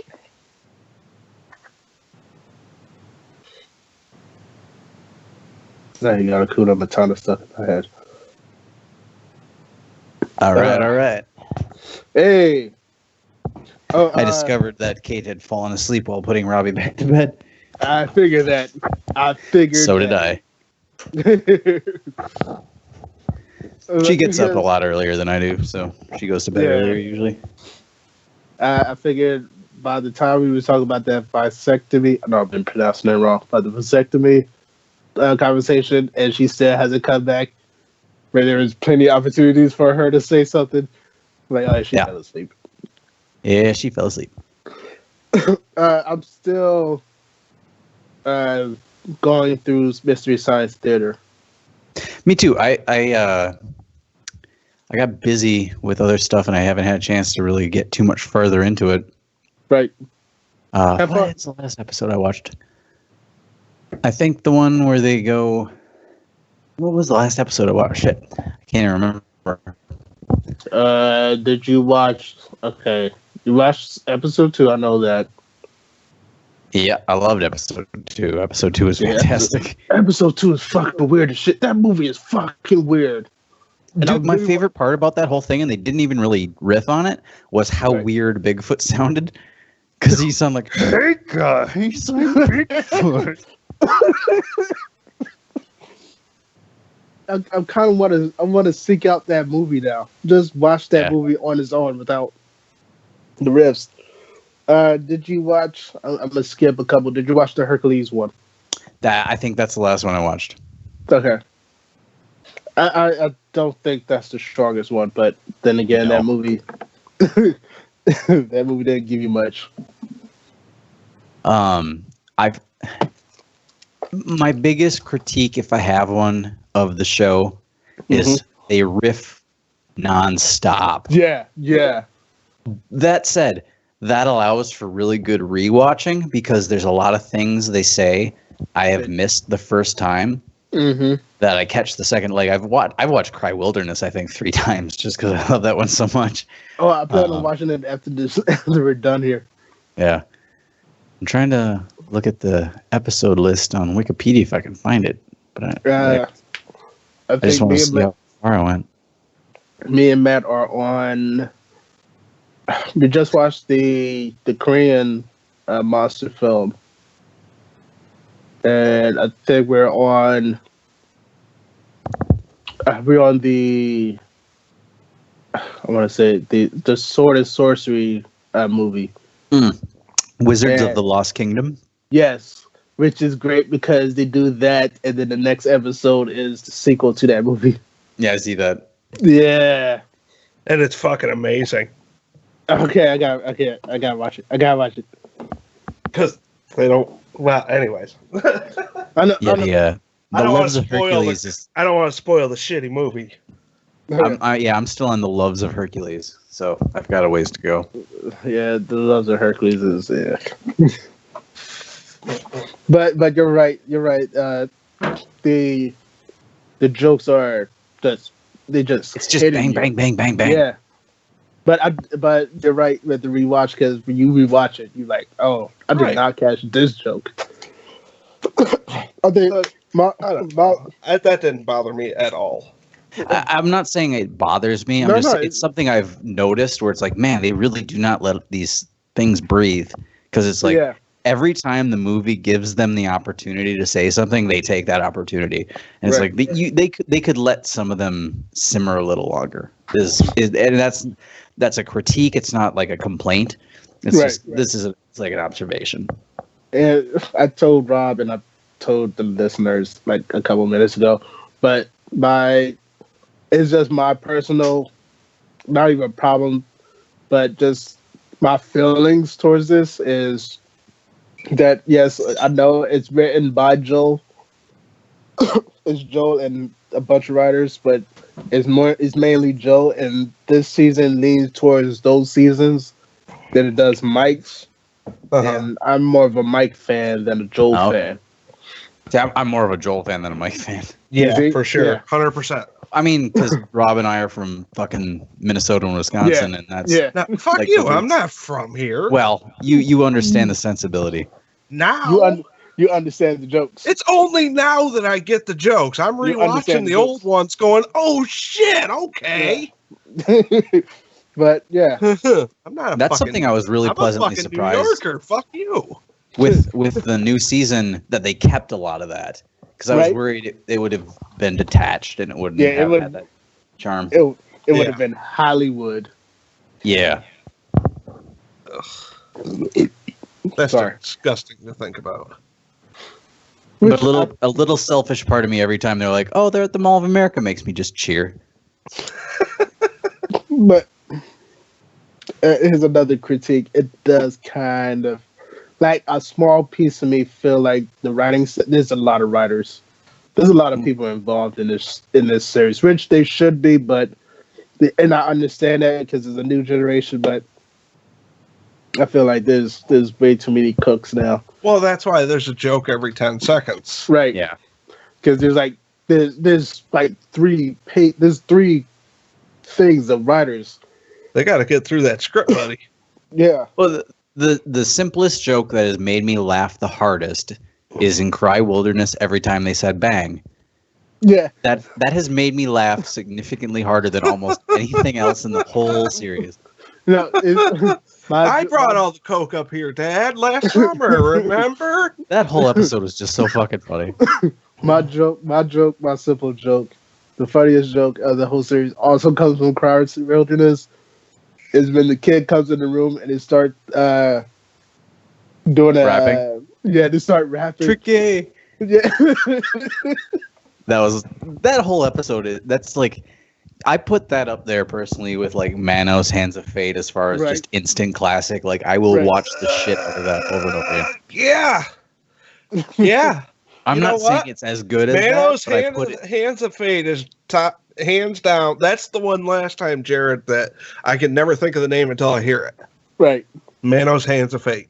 I should watch that tonight. That movie is so fucked up. That had similar kind of riffs where it's just like the Bang thing where they do the same thing over and over again. And it's just super funny. It's like what was his name? The assistant guy. Torborg. Comedy comes in threes. Oh yeah. That's where Torborg comes from. For like the haunting Torborg theme, and just shit like that. Yep. Fucking A, man. See, and I told Rob, I know I'm repeating things from last week, but I told Rob that from what I'm hearing, everybody's critiques of it, the people who really love Joe really love this season. They love this season. I got to see the last live episode of Cinematic Titanic with Joel and the woman scientist and Crow. Mm-hmm. I got a picture with Crow on my phone, and the fucking camera was so sucky that you couldn't see Crow. Oh, boo. Because the flash wasn't bright enough, apparently. Dude snapped a picture. I had to get out of line. I looked at the picture and said, God damn it. Should have selfied that shit. Should have selfied that shit. Now, Jared, I have a question for you. Yes. If you're doing hour-long videos every week, why the fuck aren't they on YouTube? They're Facebook Live videos. Okay. Yeah, and you can save them. I know I could save them, but my phone is not saving them. I like your Monday meditations. I think they're delightful. Rob, save the video. Okay. Yeah, Rob, whenever you see my Monday meditations, save them. Because I won't see it. Yeah, I'm thinking... they should be on YouTube. Yeah, I know that. But I'm thinking... this is your world. You're not living it. Starting this Monday, they're going to be like... I don't know. They should be 8. I should keep them at 9. Are you doing that on the Refugees Spill or on your page? Refugees. Okay, that's probably why. Yeah. Yes, I will. Yeah. I will start down. Like I've got a plugin that downloads like Facebook Live, YouTube, all that shit, so I can just download them. Because last week was so weird. I missed last week. I was sad. No, you didn't miss much. It was just like it started off like a regular show, but then Matt and Jordan started arguing about Guillermo del Toro, and that completely took over the show. Huh? Wait, they were arguing in the chat, or they were arguing in your house? Matt was arguing here. Both. Matt was arguing here, Matt was arguing here while Jordan was arguing in chat. Oh. So it was basically he took over the show to yell at how much Pacific Rim wasn't a good movie. It was a fun movie, but wasn't a good movie. And of course, Jordan was to deny. And of course, Jordan was denying that. Oh, I figured. Mm-hmm. I'm gonna throw this in chat here. I was listening to the Joe Rogan Experience, and they had Guy Ritchie on. Mm-hmm. And he went on this 20-minute tear about how a man has to feel like he owns his suit. And that shit was like, if you looked at it from different angles, you could use that as a motivator. Because it was good. It was just the way he went into it about how people look dumpy in suits, but if they own them and feel like they own them, then, I don't know. I can't do it justice. Okay. A tailored suit goes a long way. Oh, yes, it does. Definitely. But also, the thing I just posted in the chat, Guillermo del Toro has an art exhibit at the Minneapolis Institute of Art that I really want to go fucking see. Really? Yeah. I just thought I'd share that with you guys. See, my thing is with Guillermo del Toro is he's a very fun director. I like his vision more than I like his storytelling. Exactly. There it is. Like his vision, not his message. Yeah. I mean, he's very, very good at visualizing what he has in his brain, but when it comes to like plot, character, story, I think it falls a little flat. He has certain movies that do well, but I think the majority of them kind of fail in that way. Yeah. And see, we could be having a discussion on Dissolve, but they blocked us. I know.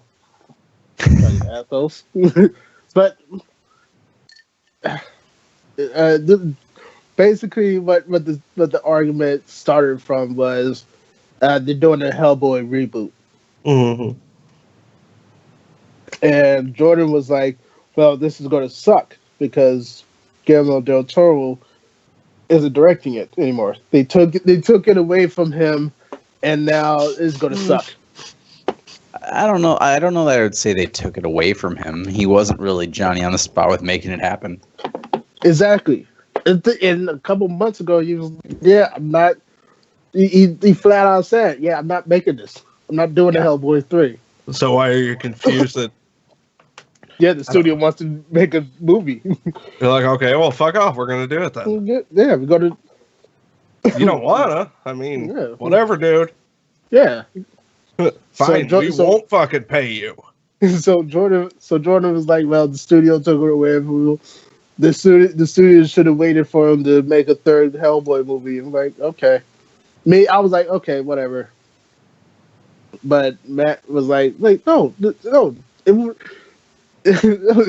Guillermo del Toro is not guaranteed that that Hellboy 3 would have been a good movie. Which, right. There's no guarantees of that. So both of them got into an argument over that. So they were both basically saying the same thing. Sort of. No. Oh. No. Matt was saying Guillermo del Toro wasn't going to guarantee it being. Oh yeah, no shit. Yeah, and Jordan was sucking Guillermo del Toro's dick. Gotcha. That's unfortunate. Yep, and they argued for that for the full hour.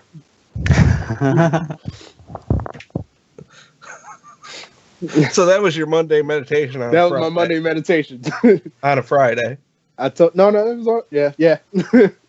I told today's Friday, Jared. I told myself a couple months ago, Matt was on a Monday meditation that I wasn't going to put Matt on the Monday meditation again. Yeah, and look at at you. It's not because Matt's a great guy, like really cool guy. Uh-huh. The moment he hits his Monday meditation, it gets very aggressive. Is it because you're giving attention to other people that's not Matt? No. No. Are you sure? Yeah, I'm pretty sure it's not misplaced aggression? No, I'm pretty sure. I think we can make a case. But it was just... it's Jordan. Yeah, this time it was just Jordan's This will be the Friday intervention. But Monday meditations this week. I don't know what we're talking about. We're probably talking about something. I don't care. Matt's with you right now. Why isn't he on the shoot? He's sleeping. He just got home from work. Wait, I thought he got done today at 6:30. Nah. Oh, that sucks. No, that's when he wanted to shit his pants. Oh, that sucks. Yeah. Yeah. He's got to change his hours. Yeah. I'm sure he agrees with you. Says me. I am certain that he agrees with you. Yeah. Oh, speaking of changing hours, my hours changed because I got a new job, kinda. What's that? I'm going to be working housing for the summer. Housing? Yeah. What are you doing? Cleaning up after students. Oh. Ugh. Yeah, students are moving out. Yeah, a lot of cum. I know, right? Yeah, I know, right? We're close, man. Don't eat any of the snacks. Yeah, no. You don't want that kind. Yeah, so I know you. It's like when I was growing up, one of my mom's jobs after my dad got laid off from the plant he was at forever was she was a housekeeper at a hotel, and that was not a glorified job. Oh, it's not. And so I Godspeed, man. I remember last time I was working housing. This is going to sound racist, but I know this sounds racist, but the Asian, like the Chinese dorms or house or apartments, oh, they were so dirty. They were the worst because I'm pretty sure it was one of those. They just said fuck it. They're going home. So yeah, I know you was referring to that. The cum pretzels. Yeah. So they were like, you know what? Fuck it. I'm about to go to the other side of the world. I don't need to clean up shit. And the worst thing is, like, they relieve food. They relieve food, and they relieve just like garbage everywhere because you're just mad because they were right. Yeah, because they just leaving. Like, fuck it, I'm gone. So ain't my problem. Yeah, but the problem was we won't get to that apartment till probably like a month later. Oh. Yeah.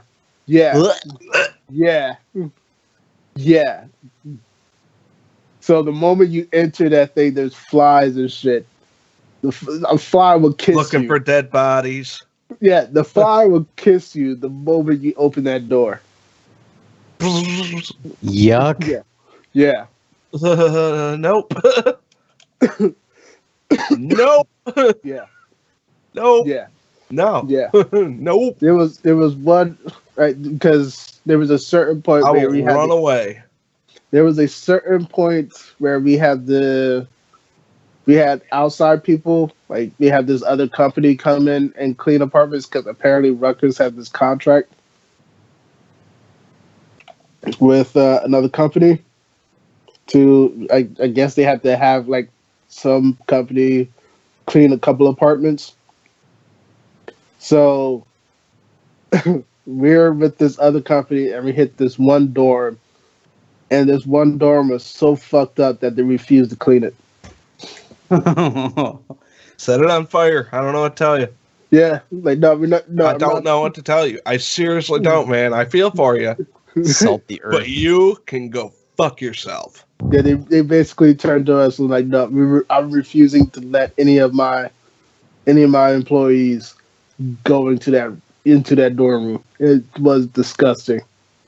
You need people with hazmat suits, and we're not that. That's not us. That is not the job I signed up for. Yeah, that's like a sunshine cleaning scenario. Mm-hmm. Yeah. So that's what I gotta look for. That's like my worst nightmare. Yeah, but I'm getting. How can I word this without actually saying how much I'm getting? Monies. I'm getting compensated well? No. Oh. I'm getting barely above minimum wage for this. Which is bad because I'm not getting that much money for it. But it's also good because I don't have to work that hard. So let's say the person that works there full time, they have to make sure that this room is spotless. They look at me, they turn to me. I just have to make sure I helped. And I helped. Yeah. I did stuff. Yeah. Because they're allowing other students to actually get hired and stuff. They have to actually hire students too. So if the students can't work that hard, I don't have to work that hard. Oh. So yeah. I am not getting paid for that shit. You can fuck off. Yeah, exactly. No thanks. So that's my summer. I'm gonna go ahead and pass. I actually have to poop, so. Happy trails. I have fun with this. But yeah, that's my summer. That's a good story. Yeah. I know that sounded like it hurt. Ow. Just my knuckles, man. Yeah, That's you don't all. need those. Ow, I don't use those. It's just nitrogen bubbles between your joints. It's fine. It's fine. Like, is it not safe, or is it safe to crack your knuckles down? It's fine. Okay. Just don't go nuts. Yeah. Anything in moderation. Okay. Like cocaine in your car. Yeah, I don't know about that one. Not enough for one person is good.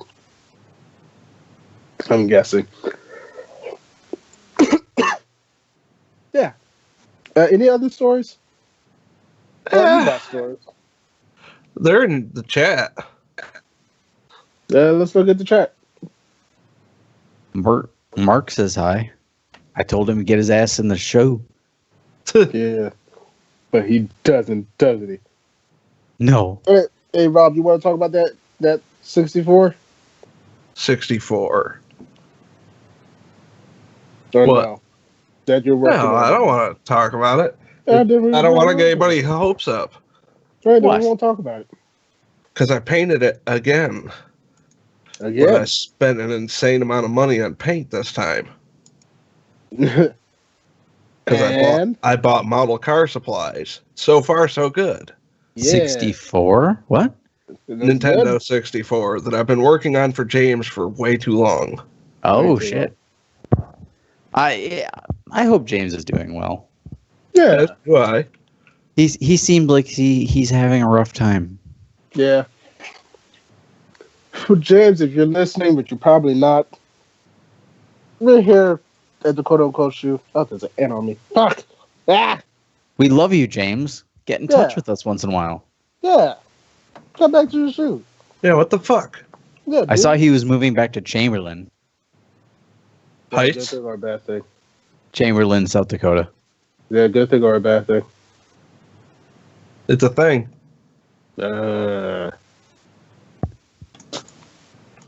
Well, we're thinking about you, James. I've been meaning to just text him. I bought you an Appletini once. Come back. I'll buy you another. And another. And another. You can sleep in my weird little shed house. Prank candles? No. Oh, yes. No. That is great. No. That is great. At first, it starts off smelling like apple pie. Oh, it's all nice. And then after like an hour or so, it starts smelling like old feet. We bought a couple of those for the office holiday Christmas gift exchange. It was pretty funny. Oh, you're right.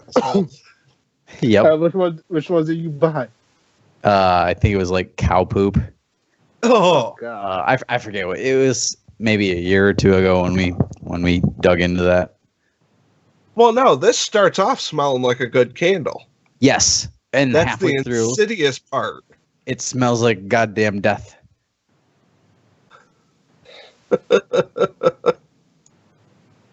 Wait, which chat are you guys in? I don't see. No, it's me and Rob's chat. Oh, I see how it is. I see how it is. I don't have a what the folder really anymore. I just send them to Jared. Yeah. So technically, that's understandable, being that you guys have only really had a shoe with each other for the last month. Well, Rob, you're a reoccurring guest this month. Hey, I was at the beginning of the month. I'm finishing up the end of the month. Whoop de whoop. Or middle of last month, middle of this month, I suppose. Whatever. It worked out. Did it? Yeah, I think so. I think we've been having a good time. Yeah, we have. Yeah, these prank candles are awesome. Moving on. Thai hospital provides masks for women too shy to get a potential life-saving pap smear test. That fucking image is so goddamn creepy. Gynecology, the gynecology ward of the Nongkrot Hospital. This is coming from Oddity Central. Wait, is it Oddity Central or yeah? Okay. Nongkrot Hospital in Thailand. I'm not going to pronounce that. Looked more like a mass ball haul of a couple of days ago, as both patients and staff wore masks to conceal their faces. The initiative was meant to make women more comfortable about getting a pap smear test. How would you be more comfortable in that room? Well, it's one of those things. Hey, look, you don't know who these people are. I think that's whom these people are. I know. I'm sorry. Fuck you. Fuck whomever you are. I just think that shit's funny as hell. To this day, I do not know the difference. Don't worry about it. And I was good at grammar. It's just that one part I don't know. Photos of the man's Thai women waiting to get their pap smear test at the hospital quickly went viral on social media, with thousands of people voicing their opinions. Some applauded the initiative, saying that it could save the lives of many shy women, while others claimed that educating the women on the importance of the procedure and trying to change their misconception was the right way to tackle the problem. What do you guys think? If that's what it takes for them. Yeah, that's fucked up. Then rock on. If that's, if that does it for you, if that's how you gotta, that's a very important procedure, so whatever the fuck it takes. Yeah, I think you could do both at the same time. You could bring them in with this, hey, you put a mask on, we give you a pap smear. But while you can do that, you can educate them like, hey, look, it's not that bad. Hey, look. Perfectly natural. Yeah.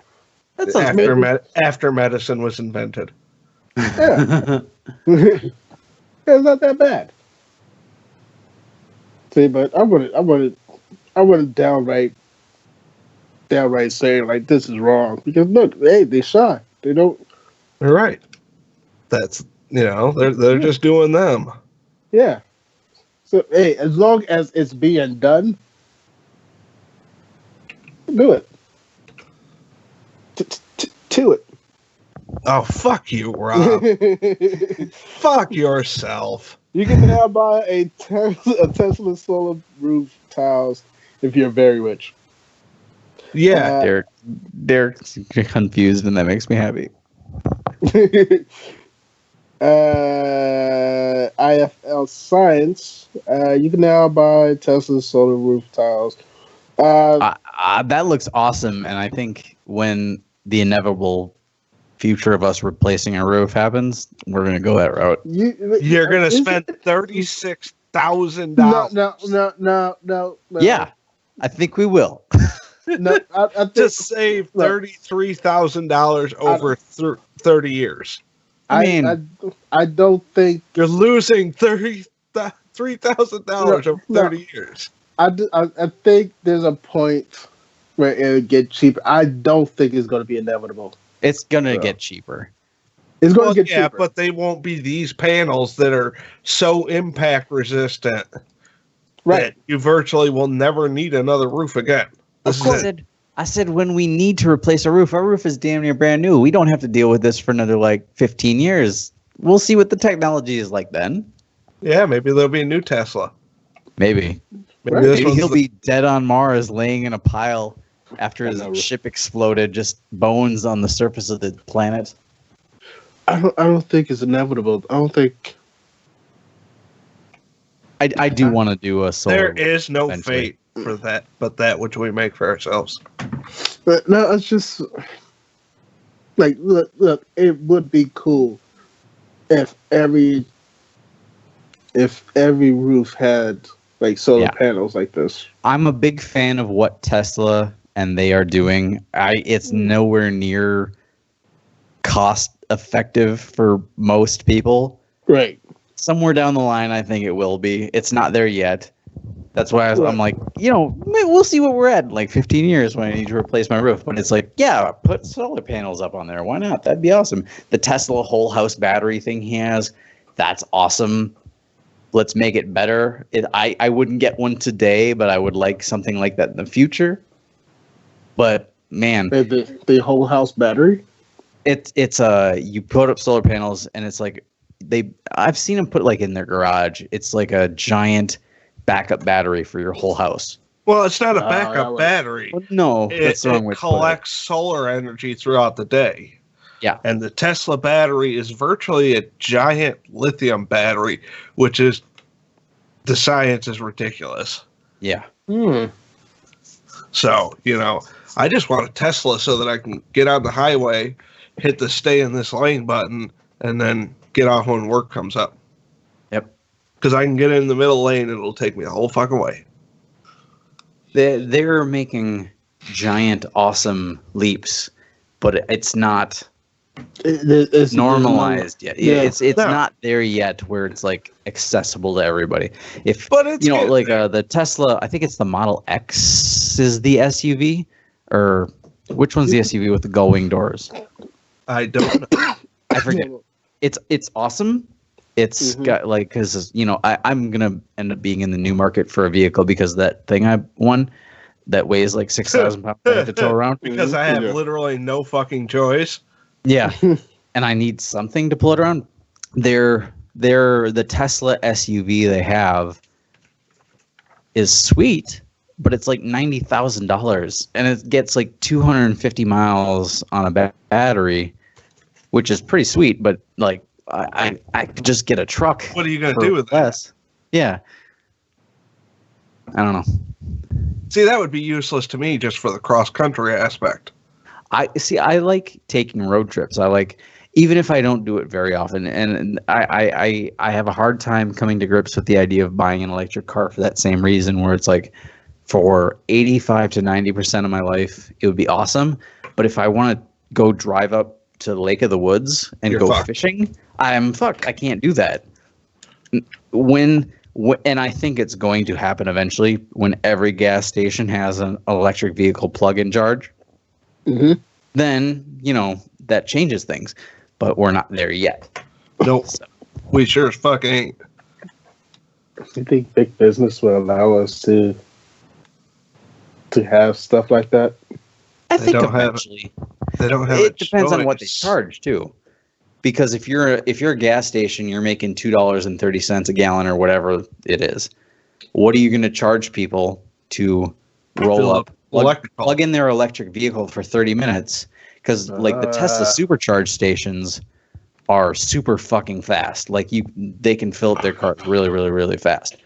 What are you going to charge as a gas station to be able to plug into that? So that's kind of where you got to weigh the balance. Yeah. But I would absolutely love to put solar panels on my roof, have a backup battery, the Tesla battery, have a Tesla car in the garage where you just, because you have solar panels on the roof, you just plug your car in at night, it charges during the day, you're good to go for the day, you come home, you plug it back in. That's ideal for just commuting, but that doesn't really solve all the problems. Nope. And that's unfortunate. Yeah. I mean, maybe we'll get there someday. We're not there yet. It's coming.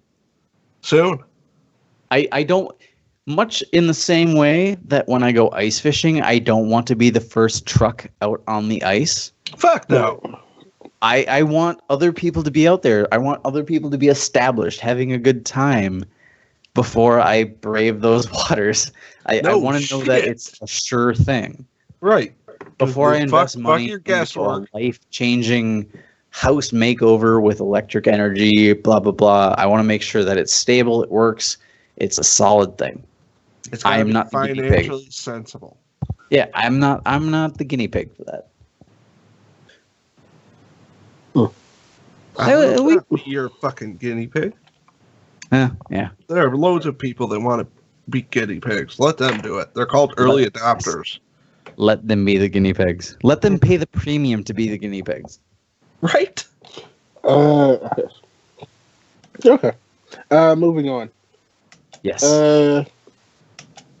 This chicken nuggets thing. What? This kid who wanted retweets for chicken nuggets. Yes. I know the bare bones details about what happened. Did he get the record? Yeah. Rob, yes, he did. Rob, because you have more knowledge about this. What the hell happened? That kid got the most retweets ever. So, but was it Wendy said, sure, you can have chicken nuggets for a year. That's awesome. Good for him. Yeah, apparently, as a joke, he tweeted to Wendy's. He was like, yo, Wendy's, how many retweets for a year of free chicken nuggets? And Wendy's tweeted back 18 million. And he said, okay. Yep, he's like, on it. And apparently 18 million people retweeted it. And Wendy's was like, all right, fine. There you go. You get free chicken nuggets for a year. You win, bitch. That's awesome. Which, oh, man. That's kind of cool. Hey, not to change the subject. Don't change the subject. Matt just posted, shit, I think I'm getting into designer toys, another hobby I'm not something I need. Why is he's sitting in his room posting? He's not on the shoot. You said he said he didn't want to. I don't know if you recall that part. You said he was asleep. Well, I thought he was going to sleep. Well, you should have listened to what Matt said. Matt said Matt did not want to. I tend to because I spent 11 hours talking to people today. I don't want to talk to people. LOL. I want to type at him. All right. I'm sorry. What else? I keep forgetting which fucking chat it is. There's so many chats. Alex just posted some powwowlives.com thing. What happened? Oh, Alex posted something to the chat. They're having a good time. Oh, okay. How is sports? Which sport? There's a lot of sports going on. Let's go down the list. Let's go hockey. The Capitals shit their pants, which was hilarious, but it was against the Pens, so I'm kind of pissed. Mm-hmm. Nashville is moving on to the conference finals for the first time, which is awesome. Hey, Nashville has a team? Nashville Predators, yeah. Hmm. The St. Louis Blues beat the Wild, which was terrible. Their goalie was super hot, and it made me depressed because the Wild were playing far way better than the Blues, but I digress. They went on. They faced Nashville Predators. The Nashville Predators schooled them, made them look foolish. They were delicious, and they are moving on to the conference finals against, I want to say, the Ducks, the Anaheim Ducks, the mighty Ducks, Anaheim. Hey. So I think it's Nashville versus Ducks on the Western Conference. and I think it's Pittsburgh and the Senators on the Eastern. I don't get why Nashville's on the West Coast. No. The whole way everything is set up is stupid. Okay. As long as we both acknowledge it. Just imagine they drew a line down the middle of the country that kind of zigzagged in stupid ways. Yeah. Okay. Yeah, it's not east. Good. This is east. This is west, except for this part, this part, this part, and this part. Ooh, Nashville and Anaheim are playing right now. The third period just ended. They're tied 2-2, so they're going to go into overtime. Ottawa and Pittsburgh play tomorrow at 7. So that should be good. Moving on to baseball. The Twins are in first place in the Central for the first time in this Judge guy who's playing, I think he's for the Yankees. He's fucking phenomenal, and he seemingly came out of nowhere, which is hilarious. But he's got like 12 home runs or something like that already. More than that, I think. He's lighting it up. The Twins, I'm a homer, but Sano is going crazy. He has 10 homers on the year. He's batting like fuck. His on base. So there's something for us to be excited about after being the absolute worst team in the league last year with like 113 fucking losses or whatever it was. So we're in first place now, so I'll take it. What else? We won tonight against Cleveland, 1-0. Who's this Judge guy? Hang on a second. I think he's a Yankee. Yeah, he's just been fucking bonkers. Just playing out of his mind. And he's one of those guys that came out of relative obscurity. And all of a sudden, it's like every highlight, every headline about baseball is about this guy, fucking Judge. I think he's a Yankee.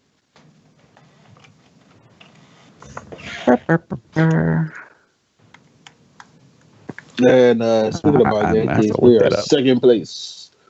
Second place in the AL East. That's all I know. Are you a Yankee guy? Yeah, I'm a Yankee guy. Is Judge on your team? I don't remember. Okay.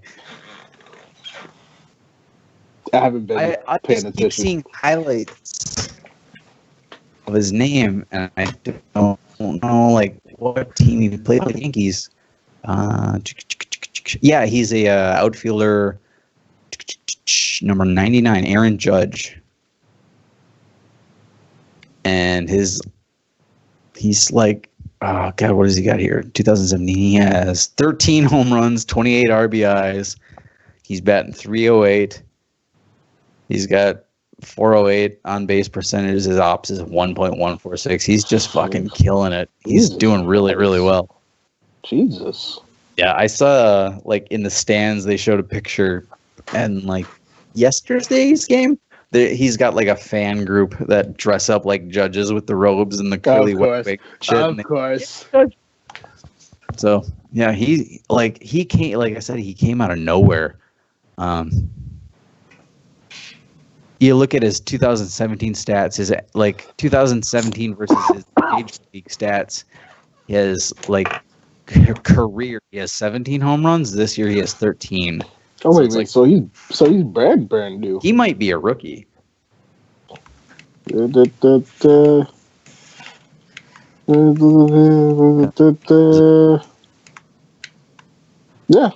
I think so. Really skimming through an article. I don't know. Oh god, he was born in 1992. That makes me feel like shit. Damn.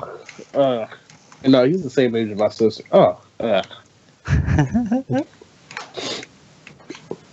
Yeah. Okay.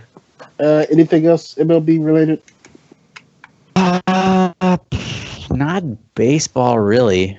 Yeah, because it's still early in the season. It's super early. It's hard. Like, as a Twins fan with my team being competitive, I'm super psyched, but it's a super small sample. It's like 1/7 of the season is done or something like that.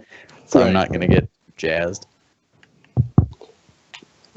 Oh, yeah. NBA, of course. The playoffs. Is anybody else getting breakup? Yeah, I am.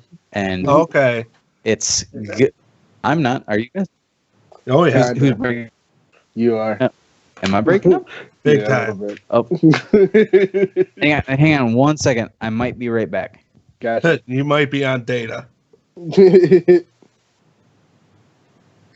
Yeah, we might have to. I don't know. Jared's phone is slowly dying. Aren't we all? No.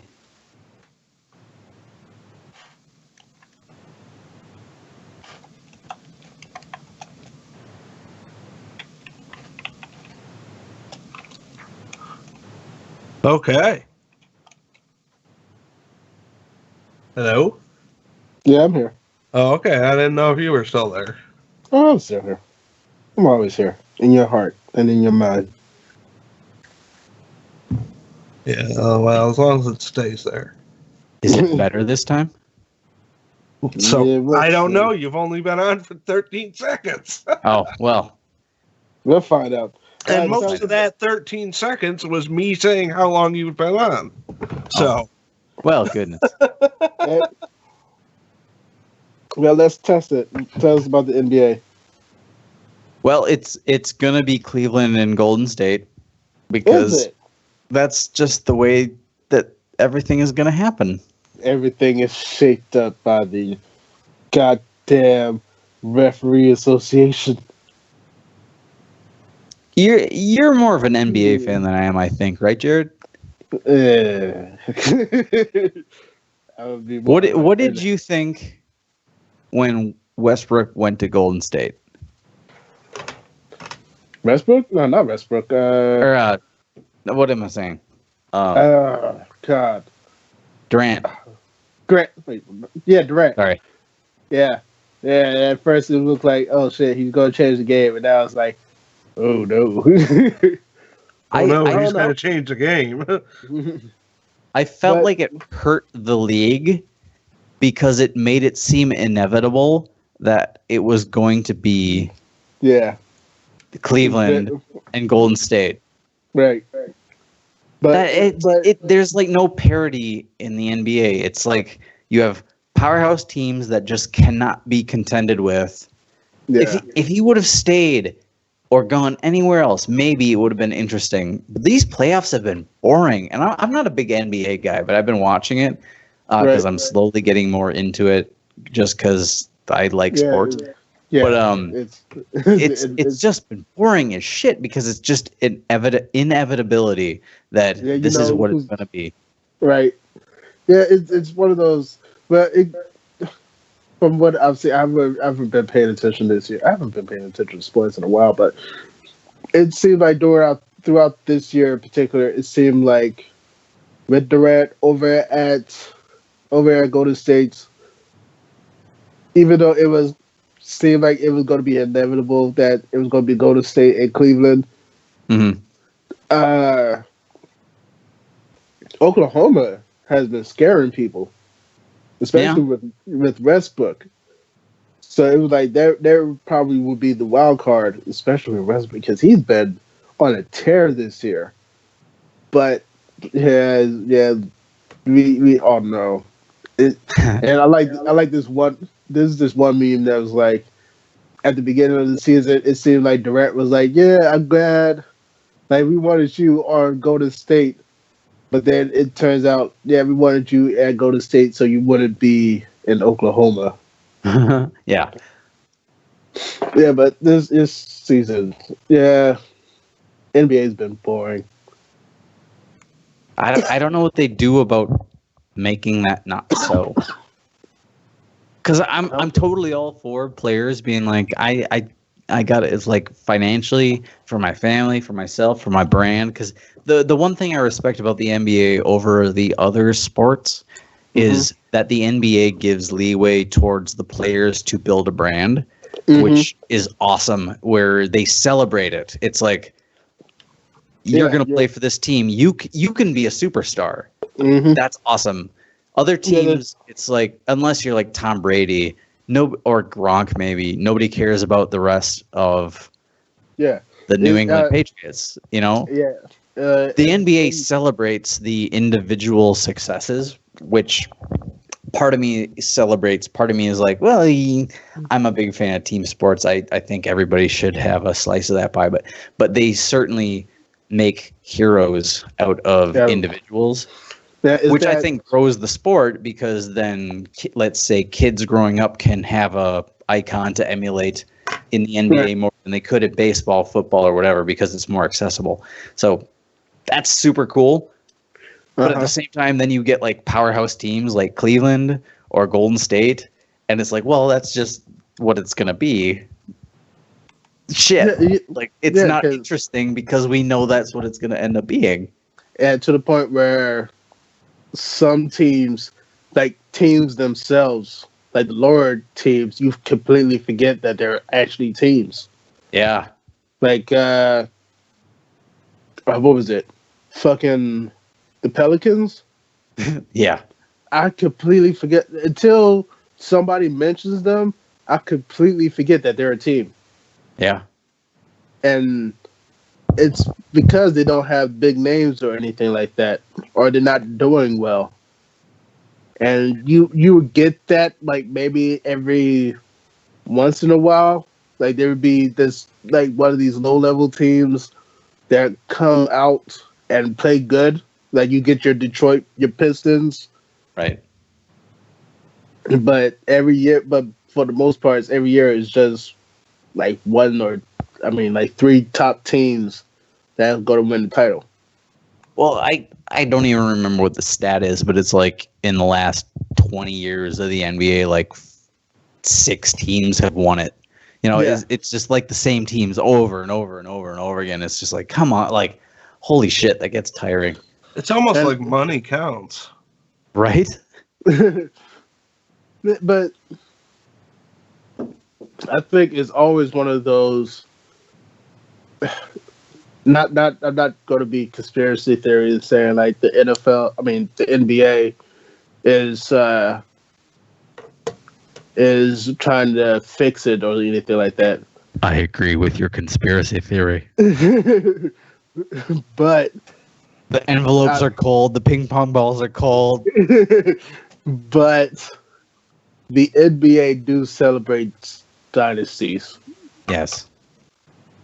Like they really love, and you can say that with the NFL too, but they really love when a team wins. They try to recapture that magic that was the 90s Bulls. Yep, absolutely. And it seemed like with LeBron James and Cleveland and stuff like that. Yeah, they're trying to find their Michael Jordan again. Yeah. Ever since Michael Jordan retired, NBA has been trying to find the next Michael Jordan. Mm-hmm. Except for just like celebrating an individual or anything like that. But I don't know. And NBA is weird. Outside of Major League Soccer, it's probably the league I spend the least amount of time following, but I have a passing interest because Minnesota lately.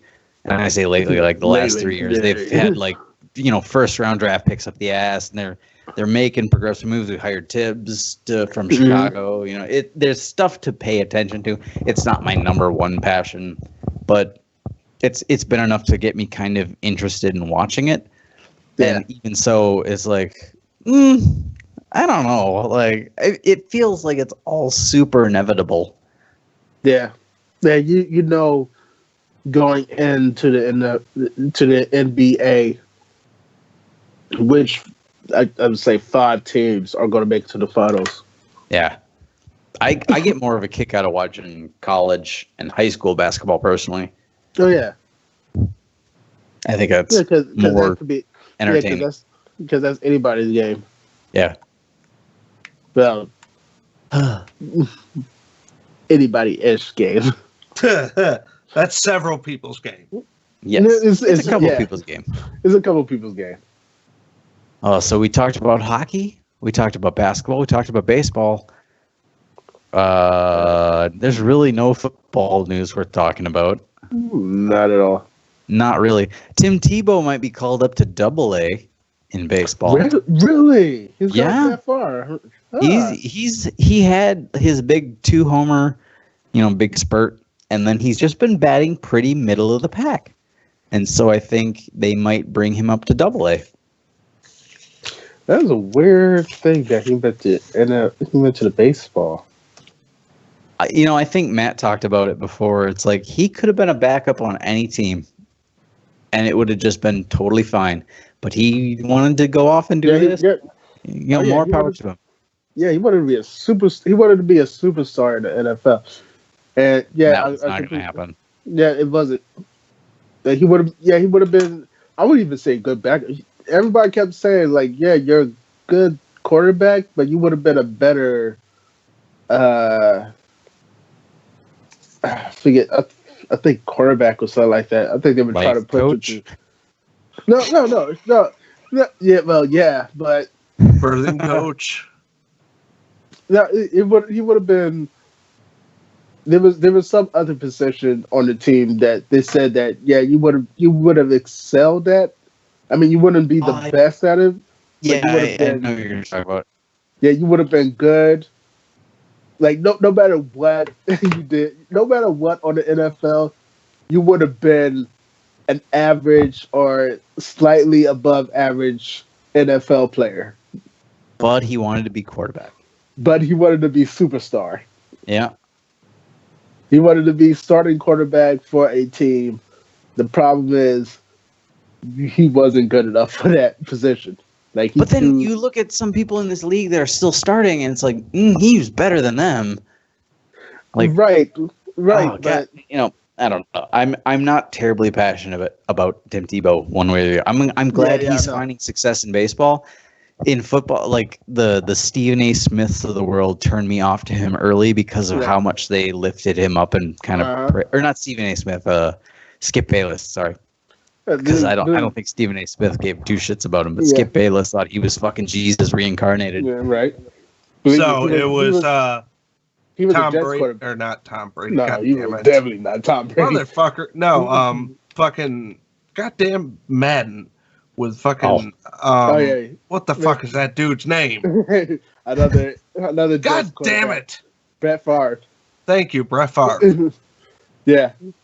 You live in Wisconsin. If you don't know Brett Favre, they're gonna burn you at the stake. I don't know shit about Wisconsin. But you've been there long enough. You gotta.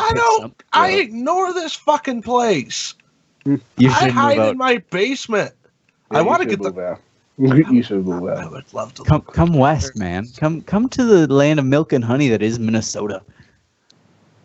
You should. Or just keep going west until you get to Colorado, and so you can grow your weed. Yeah. Something like that. Yeah, isn't Colorado south of y'all? No. South and west. Yeah, southwest. It's more west than it is south. South by Southwest? Yeah. Wait, let me. It's west. I know it's west. More west than it is south. Okay. All right, I believe you. Shit. You don't exactly have a choice. But Tim Tebow, he was a quarterback of the Jets. Yeah, fuck that dude. He was not good. He was not good. He was a perfectly acceptable backup. Yeah. He just couldn't accept his place in life. No, he couldn't. And if we can't find a place for him in peacetime, we can at least, mourn him. All you got to do, Rob, you get on 94 heading towards Minneapolis, get on 35 South, hit I-80, take your right to Denver. You don't say. I can't consider that. Go to Denver. No, that can't even be an option. Oh, crap. 2 broke girls are canceled.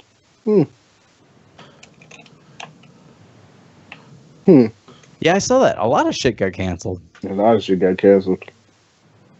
A lot of shit got canceled.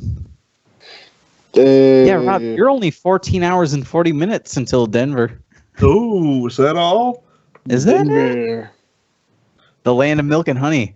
You know, I'm only 16 hours away from my children, so if I have to go somewhere, I have but one choice, and that's Denver? The opposite direction.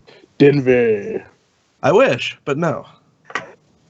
I can't go that far without seeing my children. Oh, sure it is. Sure I'm surprised we didn't talk about this. Deadpool get an animated series. Yeah. Yeah, Donald Glover, right? Right? That seems awesome. Right? I'm a big fan of this decision. Right? Like, here's the thing. When they announced it, I was kind of like, okay, that's all right, fine. But then when they said it was Donald Glover and his brother Steven, I'm like, okay, all right, I'll watch this. It's like you have my attention. Right? I'm surprised Rob is not excited for this. Maybe he's having a smoke break. No. Oh. Really? It's Deadpool. That's cool. You love Deadpool. I do. You love the Deadpool. Yeah. I'll check it out. It's Donald Glover. I could maybe understand the skepticism because other I'm not skeptical, versions, I just don't care. Other animated versions of Deadpool have been okay to good. I'm sorry, ever since Ryan Reynolds, that ship has sailed. Maybe he'll voice him. There's no other Deadpool but Ryan Reynolds now.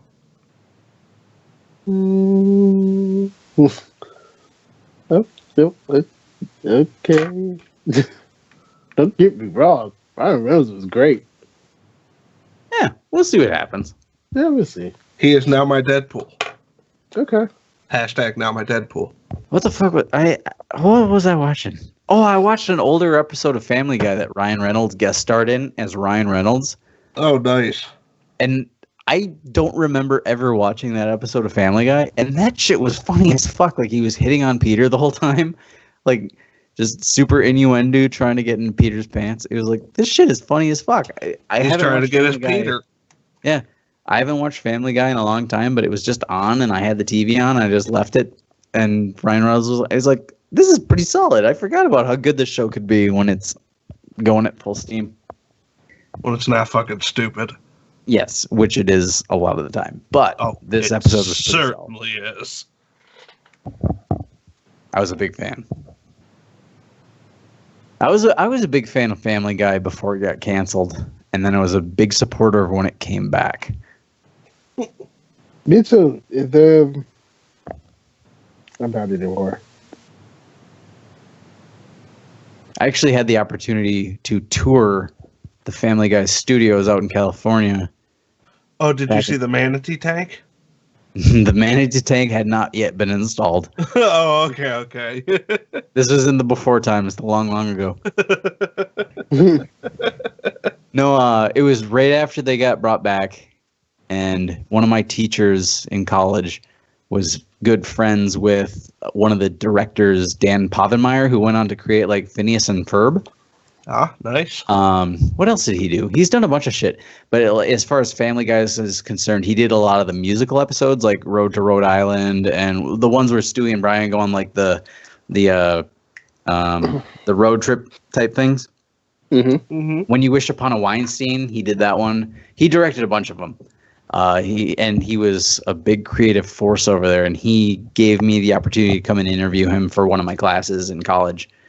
Because I was out there visiting my cousin, and it just so happened to line up, and I got to go to the Family Guy studios. This is when like American Dad was just starting, like they were in super pre-production, and it had just been brought back from cancellation, so it was brand fucking new, and it was really cool. Like the whole setup they had like a big drunken clam bar inside the studio, and it was just really sweet. It was a good time. Nice. Yeah. Sweet.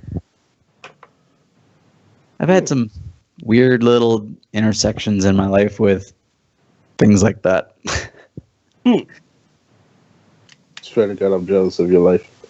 Come to Minnesota and live here, and we can share it. I'm trying to. You are? Yeah, I am. Nice. I thought you guys were coming for Summerfest. I thought we were gonna have a Caitlin trip out east for her work, but they keep pushing it back, moving it around, and I don't think it's gonna happen this year. But I don't know. I know. They decided to send her to Las Vegas to go to Adobe Max instead, which is awesome for her, but that's not going to meet you guys. What the hell is she going to do in Las Vegas? What the hell could she possibly do in Las Vegas? Well, whatever it is, it's going to stay there. It's Adobe Max, which is like Photoshop, Illustrator, all the Adobe products. They're having a big-ass convention out there. And it's hosted by like Quentin Tarantino's doing a big panel about filmmaking and editing, and she's gonna go to that, and all this other shit that's creatively influenced by Photoshop, Illustrator, editing, and her work is sending her out there to do that. So, Kalu Kalea, that's awesome for her, but that's not out to you guys. So I'm just sad. That all sounds fantastic. It does sound fantastic. I'm super jealous. She's like, you could come with. I'm like, no. I'll stay home and watch the kids because we can't afford to do this plus our other trips we're doing. You just go take advantage of the work trip. So, yeah, I would have took that trip, man. It wouldn't. It would be fun, but it wouldn't be like it wouldn't advance my work for what I do. So I have a harder time selling it. But she does a lot more of that sort of stuff than I do. So, I guess I would just go there for the experience. Yeah, she'll go. Well, you don't have children. Rob, do you have a mother? Yeah, it's just finding a time to have people watch the kids.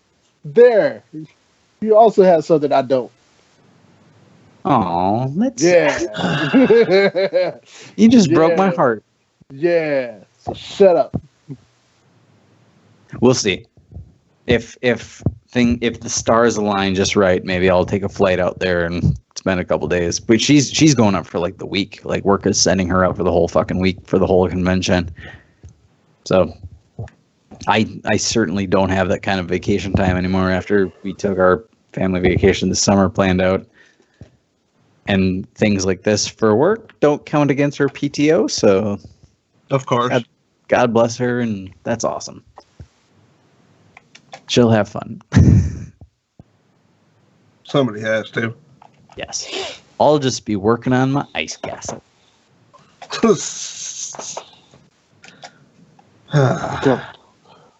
Super jealous of your life. Oh gosh, it's so fucking terrible. I'm sorry, I'm looking at my thing again. Okay, we got about 20 more minutes before we can't even upload this to SoundCloud. We have 20 more minutes? Yeah, because we're at 2.5 hours. Do we have 10 minutes? Flies when you're having fun with friends. Yeah. Do we have anything else to talk about? I don't know. What do you guys want to talk about? I'm open. Like sexually? Yeah. Go. You start. I already talked about coming in a cup in a weird long room, so it's your turn.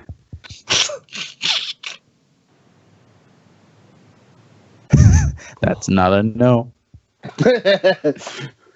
That's just a no information. I really want to watch the Riff Tracks version of the Star Wars special again. Oh, nice. So, check us out on SoundCloud and iTunes. That's fair. Quote unquote shoes. You can find us on Facebook, quote unquote shoe. Facebook, yeah, I was going to say that. Facebook as a closed group, just have to search for it. Social medias, Twitter, Tumblr, Instagram, all run by the lovely Megan. The quote unquote ShoeTube on YouTube. Yeah, I'm sure pretty soon we will have more than just the. Oh yeah, we upload the show on this. Yes. Oh yeah. Jesus Christ, Jared. Yeah, I know. For the third week in a row, I've come to this realization. Anyway, Jesus Christ. So come to the ShoeTube and listen to our back catalog all the way back to I think 80 something as of right now. As of right now. The rest is coming at some point. When I've got time to sit here and fucking upload all that shit. Somebody has to stay up all night, so that ain't happening tonight. Fuck you. I've already got my schedule filled, sir. All right. YouTube. You guys want to play some Mario Kart or something? I don't have a Twitch. Switch? I don't have a whatever it is. All right. And social medias, Facebook. You can find most of us. And first time I can say it this week. I mean, this month. You can find most of us on the Refugees of Spill. Also a closed group, just gotta search for it. Anything else? Thankful Reacts Only. Thankful Reacts Only.